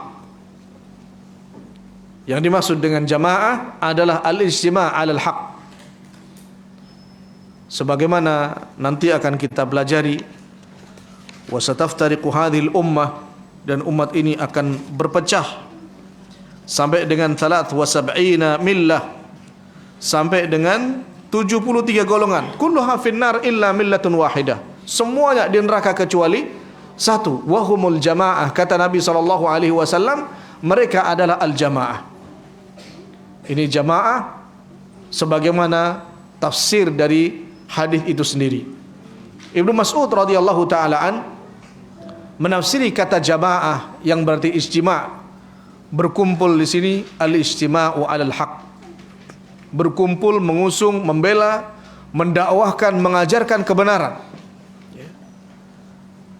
Al-Imam Ahmad rahimahullahu taala ketika membahas hadis ini, beliau mengatakan in lam yakunu ahlal hadis fala adri. Kalau mereka bukan ahli hadis, maka saya tidak tahu. At-Tabari rahimahullahu taala menyebutkan tafsir para ulama terkait dengan istilah al-jamaah ini. Yang pertama ditafsiri dengan kalimatnya Ibnu Mas'ud tadi. Majtama'u 'alal haq. Ketika orang berkumpul, mengusung, mendakwahkan, mengamalkan yang benar, maka mereka adalah jamaah. Wa in kunta wahdak, sekalipun kamu sendirian di satu kampung, di satu negara sendiri yang melakukan kebenaran yang sesuai dengan Al-Quran dan Sunnah, maka dia adalah jamaah. Maka dia adalah jamaah. Dan yang kedua, ma ana alaihi wa ashabi. Tafsir Nabi SAW, al-jamaah adalah orang-orang yang ma ana alaihi wa ashabi, yang mengikuti jejak Nabi SAW dan para sahabatnya. Yang mengikuti jejak Nabi SAW dan para sahabatnya. Kemudian Ibnu Jarir At-Tabari rahimahullah juga menyebutkan majtama'a ala imam, yaitu orang yang berkumpul dengan pemimpinnya, yang mendukung, menyokong, mentaati pemimpinnya, pemimpin muslim tentunya. Maka dari tafsir-tafsir ini, yang dimaksud dengan al-jamaah adalah kullu man istama'a 'alal haq, semua yang berkumpul, yang bersatu mengamalkan, mengusung, mendakwahkan kebenaran, ala ma kana alaihi Nabi sallallahu alaihi wasallam, sebagaimana yang didakwahkan, yang diajarkan, yang disampaikan, yang dibimbingkan oleh Nabi sallallahu alaihi wasallam kepada para sahabatnya, dengan mengikuti pemimpin yang sah, dengan mengikuti para ulama rahimahumullahu taala. Jika kita simpulkan, maka jamaah itu demikian, yang mengikuti kebenaran sebagaimana yang disampaikan oleh Al-Quran, dijelaskan oleh hadis Nabi SAW, yang diamalkan oleh Nabi SAW, yang diajarkan oleh para sahabat radhiyallahu ta'ala anhum jami'an. Dan indikasinya mereka akan mentaati pemimpin, indikasinya mereka akan berkumpul dengan para ulama, memuliakan para ulama, mengambil ilmu dari para ulama, bukan dari orang-orang yang sesat dan menyesatkan. Ini ringkasan dari kata al-jamaah. Adapun sunnah, sehingga dikenal dengan istilah ahlus sunnah wal jamaah, ini memang secara lafaz teks tidak ada lafaz ini dalam hadis ahlus sunnah wal jamaah. Yang ada wahumul jamaah. Kemudian bagaimana para ulama rahimahumullahu taala menyebutkan istilah ahlus sunnah ini? Karena ahlul jamaah hum ahlus sunnah. Hakikatnya orang-orang yang berjamaah ini adalah mereka orang-orang yang mengusung sunnah. Tidak ada orang yang mengusung sunnah kemudian dia tidak berjamaah. Karena orang yang mengusung sunnah, dia pasti akan menebarkan yang hak, akan mendakwahkan yang benar, akan mengajarkan yang disampaikan oleh Al-Quran, yang disampaikan oleh sunnah Nabi SAW. Dan ahlus sunnah akan mengambil sunnah dari para ulama ahlus sunnah yang mengajarkan sunnah Nabi SAW. Ma jaa anin Nabi SAW min qaulin au fi'lin au taqririn au sifatin, semua yang datang dari Nabi SAW, baik itu berupa ucapan, baik itu berupa perbuatan, baik itu berupa pengakuan, atau suri toladan dari sifat-sifat beliau, baik sifat fisik maupun akhlaknya. Ini sunnah. Maka orang yang menisbatkan diri kepada ahlus sunnah wal jamaah adalah mereka-mereka yang menghidupkan, yang mengamalkan apa yang diperintahkan oleh Nabi SAW, dicontohkan oleh beliau melalui perbuatan-perbuatannya. fa innahu man faraqal jama'ata qida shibrin, maka barang siapa yang menjauh dari jamaah qida shibrin, walaupun sejengkal, faqad khala'a ribqatal islam min unuqihi illa an yarji', maka sungguh dia telah melepaskan tali Islam dari lehernya kecuali dia kembali. Dan kalimat faraqal jamaah yang dimaksud adalah tafsir tadi, yaitu jamaah yang berkumpul memuliakan, mentaati pemimpin. Maka siapa yang tidak mentaati pemimpin yang sah, qida shibrin, walaupun sejengkal, faqad khala'a ribqatal Islam, sungguh dia telah melepaskan tali Islam. Dan fahami baik-baik kalimat melepaskan tali Islam di sini. Bukan berarti ketika seorang ada yang tidak taat kepada pemimpin langsung dicap kafir, atau sebagaimana di dalam riwayat yang lain, faqad mata mitatan jahiliyah, dia mati dalam kondisi jahiliyah kemudian dianggap kafir. Tidak. Al-Hafidz Ibnu Hajar rahimahullah ketika menafsiri kalimat ini, faqad khala'a ribqatal Islam, bukan berarti menjadi kafir, tapi dia mirip seperti halnya orang-orang jahiliyah yang hidup saling menyerang, yang hidup ingin saling menguasai, yang hidup saling mengkudeta, tidak ada satu pemimpin yang ditaati perintah-perintahnya. Maka siapa yang seperti ini dalam hidupnya berarti mengikuti cara kehidupannya orang-orang jahiliyah. Qal wa man idda'a da'wal jahiliyah, dan barang siapa yang mengajak dengan ajakan orang-orang jahiliyah, cara hidupnya orang-orang jahiliyah, fa innahu min jutha jahannam, maka sungguhnya dia akan termasuk dari bangkai jahannam. Ini adalah ancaman yang sangat keras bagi orang-orang yang tadi faraqal jamaah, meninggalkan jamaah, tidak mau mentaati pemimpin yang sah, maka dia akan menjadi juza jahannam. Faqala rajulun ya Rasulullah wa in shalla wa sama, kemudian ada seorang berkata, apakah dia termasuk kalaupun dia seorang yang sholat, menjaga sholat dan puasanya? Nabi mengatakan wa in shalla wa sama, sekalipun dia puasa, sekalipun dia sholat, maka dia akan termasuk dari bagian mereka. Fad'u bida'wallah alladhi sammakumul muslimin al-mu'minin ibadallah. Maka orang-orang yang tadi meninggalkan jamaah seperti yang dilakukan oleh orang-orang Khawarij, mereka lebih berhak dengan kalimat ini, min jutha jahannam. Oleh karena itu, setelah bab ini, penulis rahimahullahu taala akan menyebutkan banyak nas-nas yang terkait dengan tahdzir kepada golongan yang disebut atau kelompok Khawarij. Di dalam hadis sahih, man faraqal jamaah shibran famata illa mata mitatan jahiliyah. Ini juga bagian dari tahdzir Nabi SAW bagi siapa yang meninggalkan, tidak mau mentaati kepada pemimpin. Syekh Shalih Al-Fauzan hafizahullah ta'ala menyebutkan ciri orang-orang Khawarij, tidak lepas dari 3 hal. Yang pertama, takfiru murtakibil kabirah, mengkafirkan orang yang melakukan dosa besar, mengkafirkan orang yang melakukan dosa besar. Di mata orang-orang Khawarij maka dia kafir. Kenapa demikian? Karena bagi mereka nas-nas yang Allah Azza wa Jalla sampaikan tentang orang kafir, mereka gunakan untuk mereka-mereka walaupun masih puasa, walaupun masih sholat. Inilah yang mengakibatkan mereka mengkafirkan orang-orang yang melakukan dosa besar. Dosa besar apa saja, entah itu terkait dengan masalah berhukum dengan hukum selain hukum Allah Azza wa Jalla ataupun yang lainnya, bagi mereka sangat mudah. Maka bagi mereka kalau melihat ada pemimpin minum khamr, tuh lihat dia kafir. Ada pemimpin muslim misalnya ikut PBB, tuh lihat duduk-duduk dengan orang kafir berarti kafir. Karena mereka sangat mudah mengkafirkan orang-orang yang melakukan dosa besar.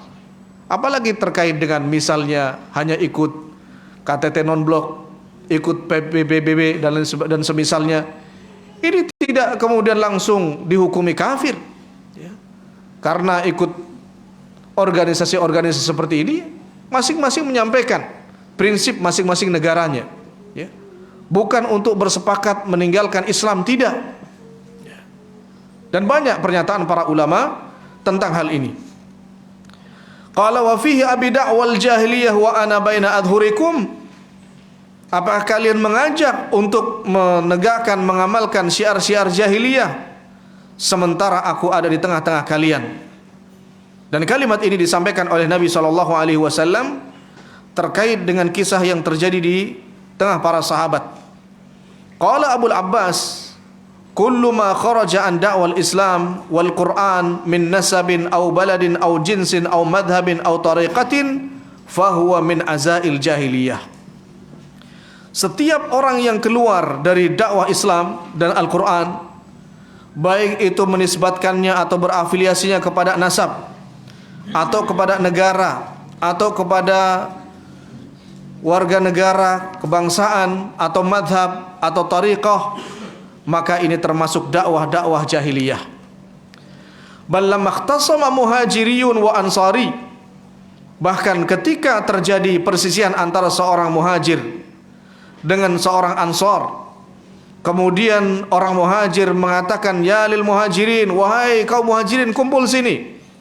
Wa qala al ansar, ya lil ansar, wahai orang-orang ansar kumpul sini. Ingin mengadu, ingin mengadu domba, ingin memperbanyak masing-masing pasukannya. Nabi SAW mengatakan, abi da'wal jahiliyati wa ana baina adhurikum. Apakah cara kalian seperti ini, yang menghidupkan syiar-syiar jahiliyah sementara saya masih hidup di tengah kalian? Nabi SAW mengingkari metode-metode demikian, karena ini termasuk syiarnya orang jahiliyah. Inginnya selalu bertikai, inginnya selalu berselisih. Yang digembar-gemborkan adalah persisihan, menjelek-jelekan satu sama lain dan lain sebagainya. Nabi SAW tidak rela hal ini terjadi pada para sahabat. Maka Nabi SAW sangat marah. Kemudian babu wujubud dukhul fil Islam kullihi wa tarki ma siwah. Bab tentang wajibnya masuk Islam secara totalitas dan meninggalkan selainnya.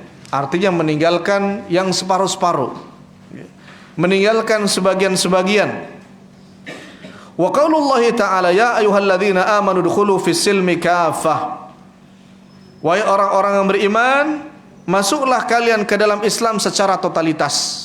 Ketika kita sudah memilih Islam, maka wajib untuk menerima semua aturan, semua undang-undang, semua syariat yang ditetapkan di dalam Islam. Tidak boleh tebang pilih. Ini yang enak saya akan amalkan, oh ini yang nanti khawatir pekerjaan saya akan diselesaikan, akan dipecat, berarti saya tidak mau mengamalkan. Nggak boleh seperti itu. Tidak boleh juga misalnya mengamalkan, oh ini yang sesuai dengan adat saya, ini yang nggak sesuai ditinggalkan.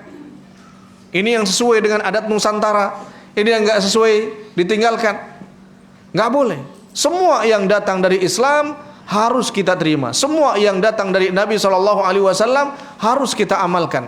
Yang menyelisih Islam harus ditinggalkan, walaupun itu akan membahayakan golongannya, akan membahayakan kabilahnya, akan membahayakan nasabnya dan lain sebagainya. Wa qaulullahi ta'ala, alam tara ilal ladzina yaz'umuna annahum amanu bima unzila ilaik wa ma unzila min qablik. Tidakkah kamu melihat kepada orang-orang yang mereka mengira bahwasanya mereka beriman dengan apa yang diturunkan kepadamu, yaitu Al-Quran, wa ma unzila min qablik, dan apa yang diturunkan sebelummu. Ayat ini, jamaah yang dimuliakan oleh Allah Azza wa Jal, terkait dengan seorang yang dulunya seorang sahabat, Abu Burdah Al-Aslami. Beliau dulunya dukun. Kemudian masuk Islam. Kemudian beliau hasuna Islamu. Beliau menjadi seorang sahabat yang mengamalkan Islamnya. Terjadi di masa itu, ketika terjadi sesuatu, kemudian mereka datang kepada Abu Burdah yang saat itu masih dukun, ya, yang waktu itu masih dukun. Sehingga sebagian sahabat mengamalkan ini dan mengamalkan itu. yuriduna an yatahakamu ila taghut wa qad umiru an yakfuru bih. Padahal yang namanya dukun termasuk dalam kategori taghut. Dukun itu masuk dalam kategori taghut. Di antara definisi taghut, manidda'al ghaib. Siapa yang mengklaim dia mengetahui hal-hal yang gaib, dukun termasuk. Sebagian sahabat di awal-awal, ketika ada masalah terkadang mengadukan kepada Nabi SAW, dan terkadang mereka datang kepada Abu Burdah ini. Ya, Abu Burdah yang kemudian masuk Islam. Waktu masih dukun, sebagian masih datang ke sana. Maka diingkari oleh Allah Subhanahu wa taala. Orang-orang yang seperti ini, alam tara ilal ladzina yaz'umuna annahum amanu bima unzila ilaika wa ma unzila min qablik. Apakah kamu menyangka bahwasanya orang-orang yang mengklaim bahwasanya mereka telah beriman kepada Al-Qur'an dan apa-apa yang diturunkan sebelumnya, tapi masih datang kepada dukun? Artinya orang-orang yang seperti ini tidak dianggap beriman. Tidak dianggap beriman kalau sebagian masalah mengamalkan syariat Islam, tapi sebagian masalah masih berdukun, masih datang ke tukang sihir, atau masih kemudian meminta kepada selain Allah Azza wa Jalla. Ini masih kufur. Sehingga ayat ini menetapkan untuk kita semua, kalau kita sudah masuk Islam maka harus totalitas.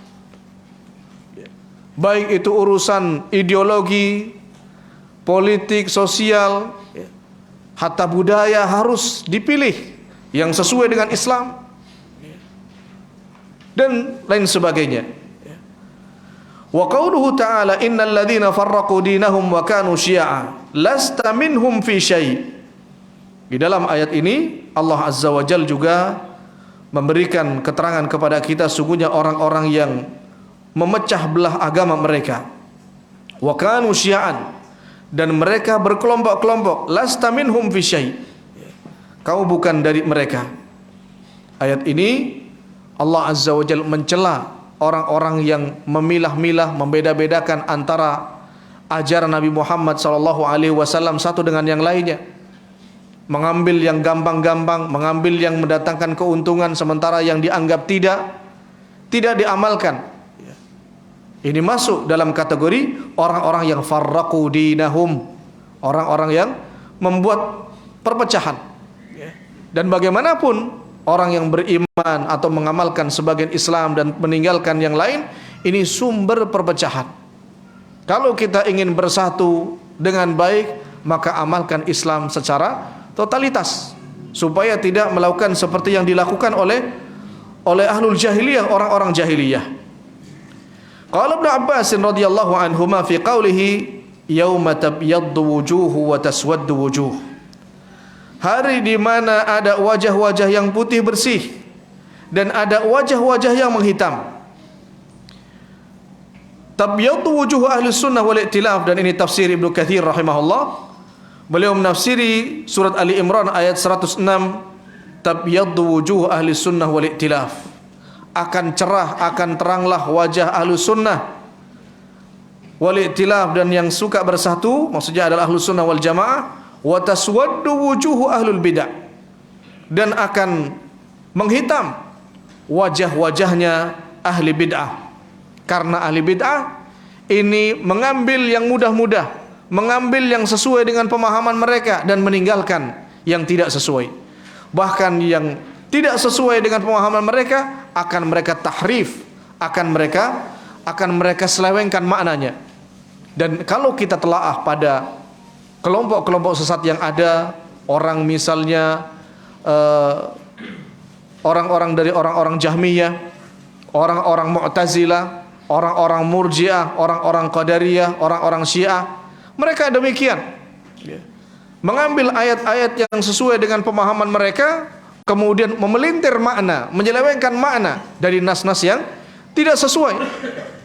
Ini namanya mengambil sebagian dan meninggalkan sebagian yang lain.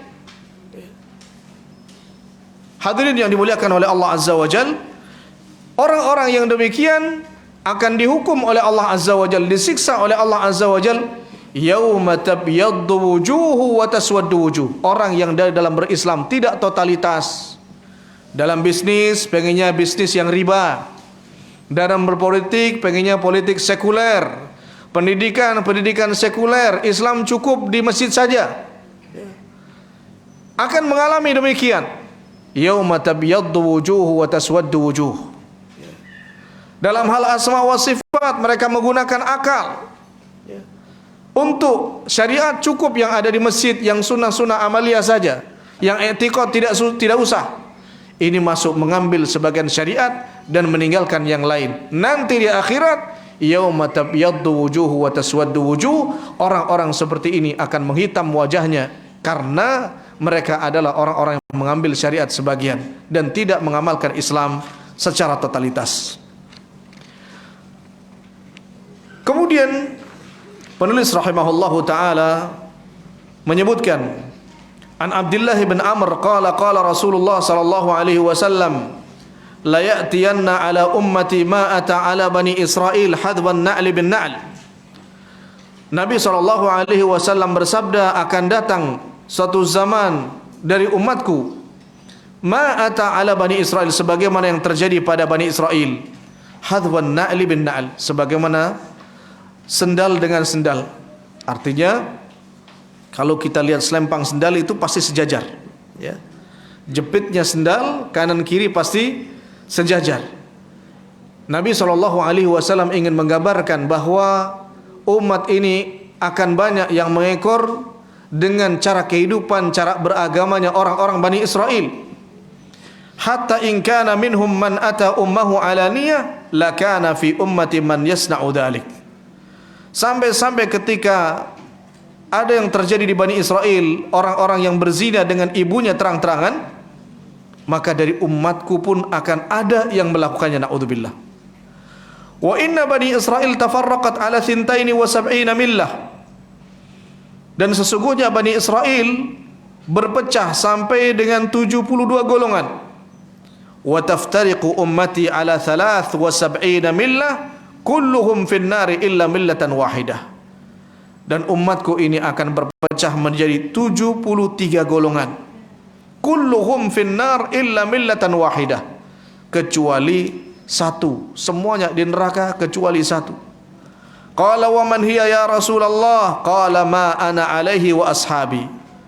Kemudian para sahabat bertanya, siapa mereka wahai Rasulullah? Kemudian Rasulullah menjawab, ma ana alaihi wa ashabi, orang-orang yang melakukan, yang meyakini, yang mengikuti apa yang aku berada di atasnya. Demikian juga para sahabat-sahabatku. Mereka adalah ta'ifah mansurah, mereka adalah golongan yang ditolong oleh Allah Azza wa Jal, yang disampaikan oleh Nabi SAW di dalam hadis yang lain, la tazalu ta'ifatum min ummati zahirina 'alal haqq la yadurruhum man khadalahum hatta ya'tiya amrullahi wa hum zahirun. Akan ada di antara umatku ini segolongan orang yang selalu mengusung kebenaran, yang membela kebenaran, yang mendakwahkan kebenaran. La yadurruhum man khadalahum. Tidak akan merasakan bahaya dari siapa orang yang ingin menghinakan mereka sampai datang perintah dari Allah Subhanahu wa taala, yaitu datangnya hari kiamat. Artinya bahwa mereka adalah al-firqatun najiyah, mereka adalah kelompok yang ditolong oleh Allah Azza wa Jal, difahamkan, diberi taufik untuk mengamalkan sunnah Nabi SAW, menghidupkan tauhid, membela kebenaran sampai dengan hari kiamat. Pasti akan ada qillatan wa kathrah, ada yang sedikit, ada yang banyak, ya. Apa artinya ada yang sedikit, ada yang banyak? Mungkin di satu negara saat ini ahlu sunnah sedang banyak mengikutinya, banyak yang berhijrah, tapi sebagian negara yang lain ada yang diperangi, banyak yang meninggal sehingga semakin sedikit. Di sebagian negara ahlu sunnah ditekan, dibunuh, diintimidasi dan lain sebagainya. Tapi sebagian negara yang lain tumbuh berkembang dengan mudahnya. Hadirin yang dimuliakan oleh Allah Azza wa Jal, dengan fluktuasi jumlah ahlu sunnah dalam semua negara yang seperti ini, itu untuk menandakan apa yang disampaikan oleh Nabi SAW, akan tetap ada orang-orang yang sesungguhnya mereka berkorban, mereka berjibaku untuk menegakkan kebenaran sampai datang hari kiamat. Qala falyata'ammal al-mu'min alladhi yarju liqa Allah kalam as-sadiq al-masduq fi hadzal maqam. Maka hendaknya seorang mukmin yang mengharapkan bertemu dengan Allah Azza wa Jalla untuk memperhatikan ucapan Nabi sallallahu alaihi wasallam. Khususnya ucapan beliau ma ana alaihi wa ashabi. Khususnya kalimat beliau ma ana alaihi wa ashabi, yaitu apa-apa yang aku dan para sahabatku di atasnya, di dalam beribadah, di dalam berakidah, di dalam bersuluk, ya, akhlak dan muamalah, semua yang dilakukan, semua yang dijalani oleh Nabi sallallahu alaihi wasallam itu adalah jalan selamat. Ya li hadhil mau'izah law wafaqat minal qulubi hayah. Alangkah indahnya nasihat ini kalau seandainya masuk ke dalam hati orang, tentu hati orang tersebut akan hidup. Artinya apa? Siapa yang di dalam beragama menjalankan Islam ini sebagaimana yang dilakukan oleh Nabi SAW dan para sahabatnya, di dalam berakidah meyakini sebagaimana yang diyakini oleh Nabi dan para sahabatnya, di dalam bermuamalah melakukan yang dilakukan oleh Nabi dan para sahabatnya, tentu ini hatinya akan hidup, ruhnya akan hidup, Islamnya ada. Wa rawahu aidan min hadithi Abi Hurairah wa sahahahu, lakin laisa fihi dzikrun nar wa huwa fi hadithi Muawiyah inda Ahmad wa Abi Dawud. Diriwayatkan juga dari hadis Abu Hurairah, sekalipun tidak ada penyebutan tentang neraka, demikian juga dalam hadis Muawiyah dalam riwayat Ahmad dan Abu Dawud, dan di sana ada kalimat wa innahu sayakhruju min ummati aqwamun tajara bihim tilkal ahwa. Dan sungguh akan keluar dari umatku ini kaum-kaum tajara bihim tilkal ahwa, yang mengikuti hawa nafsu, kama yatajaral kalbu li sahibih, sebagaimana anjing itu akan mengikuti pemiliknya. La yabqa minhu irqun wala mafsilun illa dakhalah, tidak ada urat, tidak ada persendian melainkan akan masuk ke dalamnya. Di dalam riwayat yang lain kalimat al-kalbu itu dengan al-kalabu, dengan difathahkan lamnya, ya.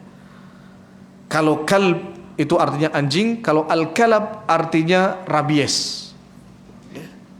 Kalau rabies berarti penyakitnya. Apa maknanya? Tajara bihim tilkal ahwa, ada kaum-kaum, ada segolongan orang-orang yang memang mengikuti hawa nafsu, sampai-sampai yatajaral kalab, sampai-sampai virus rabiesnya ini masuk ke seluruh badan, masuk ke seluruh badan.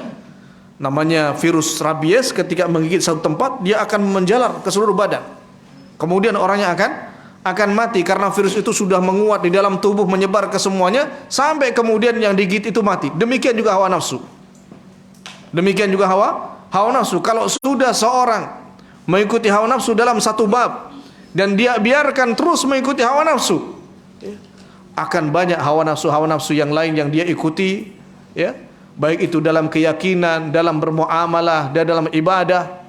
Akibatnya semua rusak dan matilah dia. Itu bahayanya hawa nafsu. Makanya banyak Allah Azza wa Jalla mentahdir orang-orang yang mengikuti hawa nafsu. Afara'aita man ittakhadha ilahahu hawa, tahukah kalian dengan orang yang menjadikan hawa nafsunya sebagai Tuhannya, sebagai ilahannya, sebagai sembahannya. Wa qad taqaddama qauluhu wa mubtaghin fil Islam sunnatal jahiliyah. Dan termasuk yang ditahdir oleh Nabi SAW, orang yang menghendaki untuk menghidupkan sunnah jahiliyah di dalam Islam. Walhamdulillah, Nabi Muhammad SAW diutus oleh Allah Azza wa Jalla dengan banyak jasa beliau untuk menghabisi sunnah-sunnah kebiasaan orang jahiliyah yang buruk. Ibadah-ibadahnya orang jahiliyah dibantah oleh Nabi SAW. Dijelaskan oleh beliau tentang kebatilan-kebatilannya. Demikian juga kebiasaan-kebiasaan yang lain yang merugikan Islam dan kaum muslimin, merugikan manusia, dilarang oleh Nabi SAW. Semua yang menjadi syiar orang jahiliyah dan itu efeknya buruk, mendatangkan bahaya, bertentangan dengan Islam, baik itu kaitannya dengan keyakinan, ibadah, suluk dan yang lainnya, dibatalkan oleh Nabi SAW, dijelaskan oleh Nabi SAW tentang keburukannya. Maka kalau ada orang yang menghendaki kebiasaan-kebiasaan jahiliyah itu justru tumbuh di kalangan kaum muslimin, maka dia termasuk orang-orang yang diperingatkan oleh Nabi SAW. Termasuk di antaranya orang-orang yang beribadah kepada hawa nafsu, orang-orang yang hidup tidak ingin ada pemimpin, tidak mau mengikuti pemimpin yang sah. Demikian juga orang-orang yang tidak mengikuti Rasul SAW, tidak menghidupkan sunnah-sunnahnya. Ini masuk dalam kategori wa mubtaghin fil Islam sunnatal jahiliyah.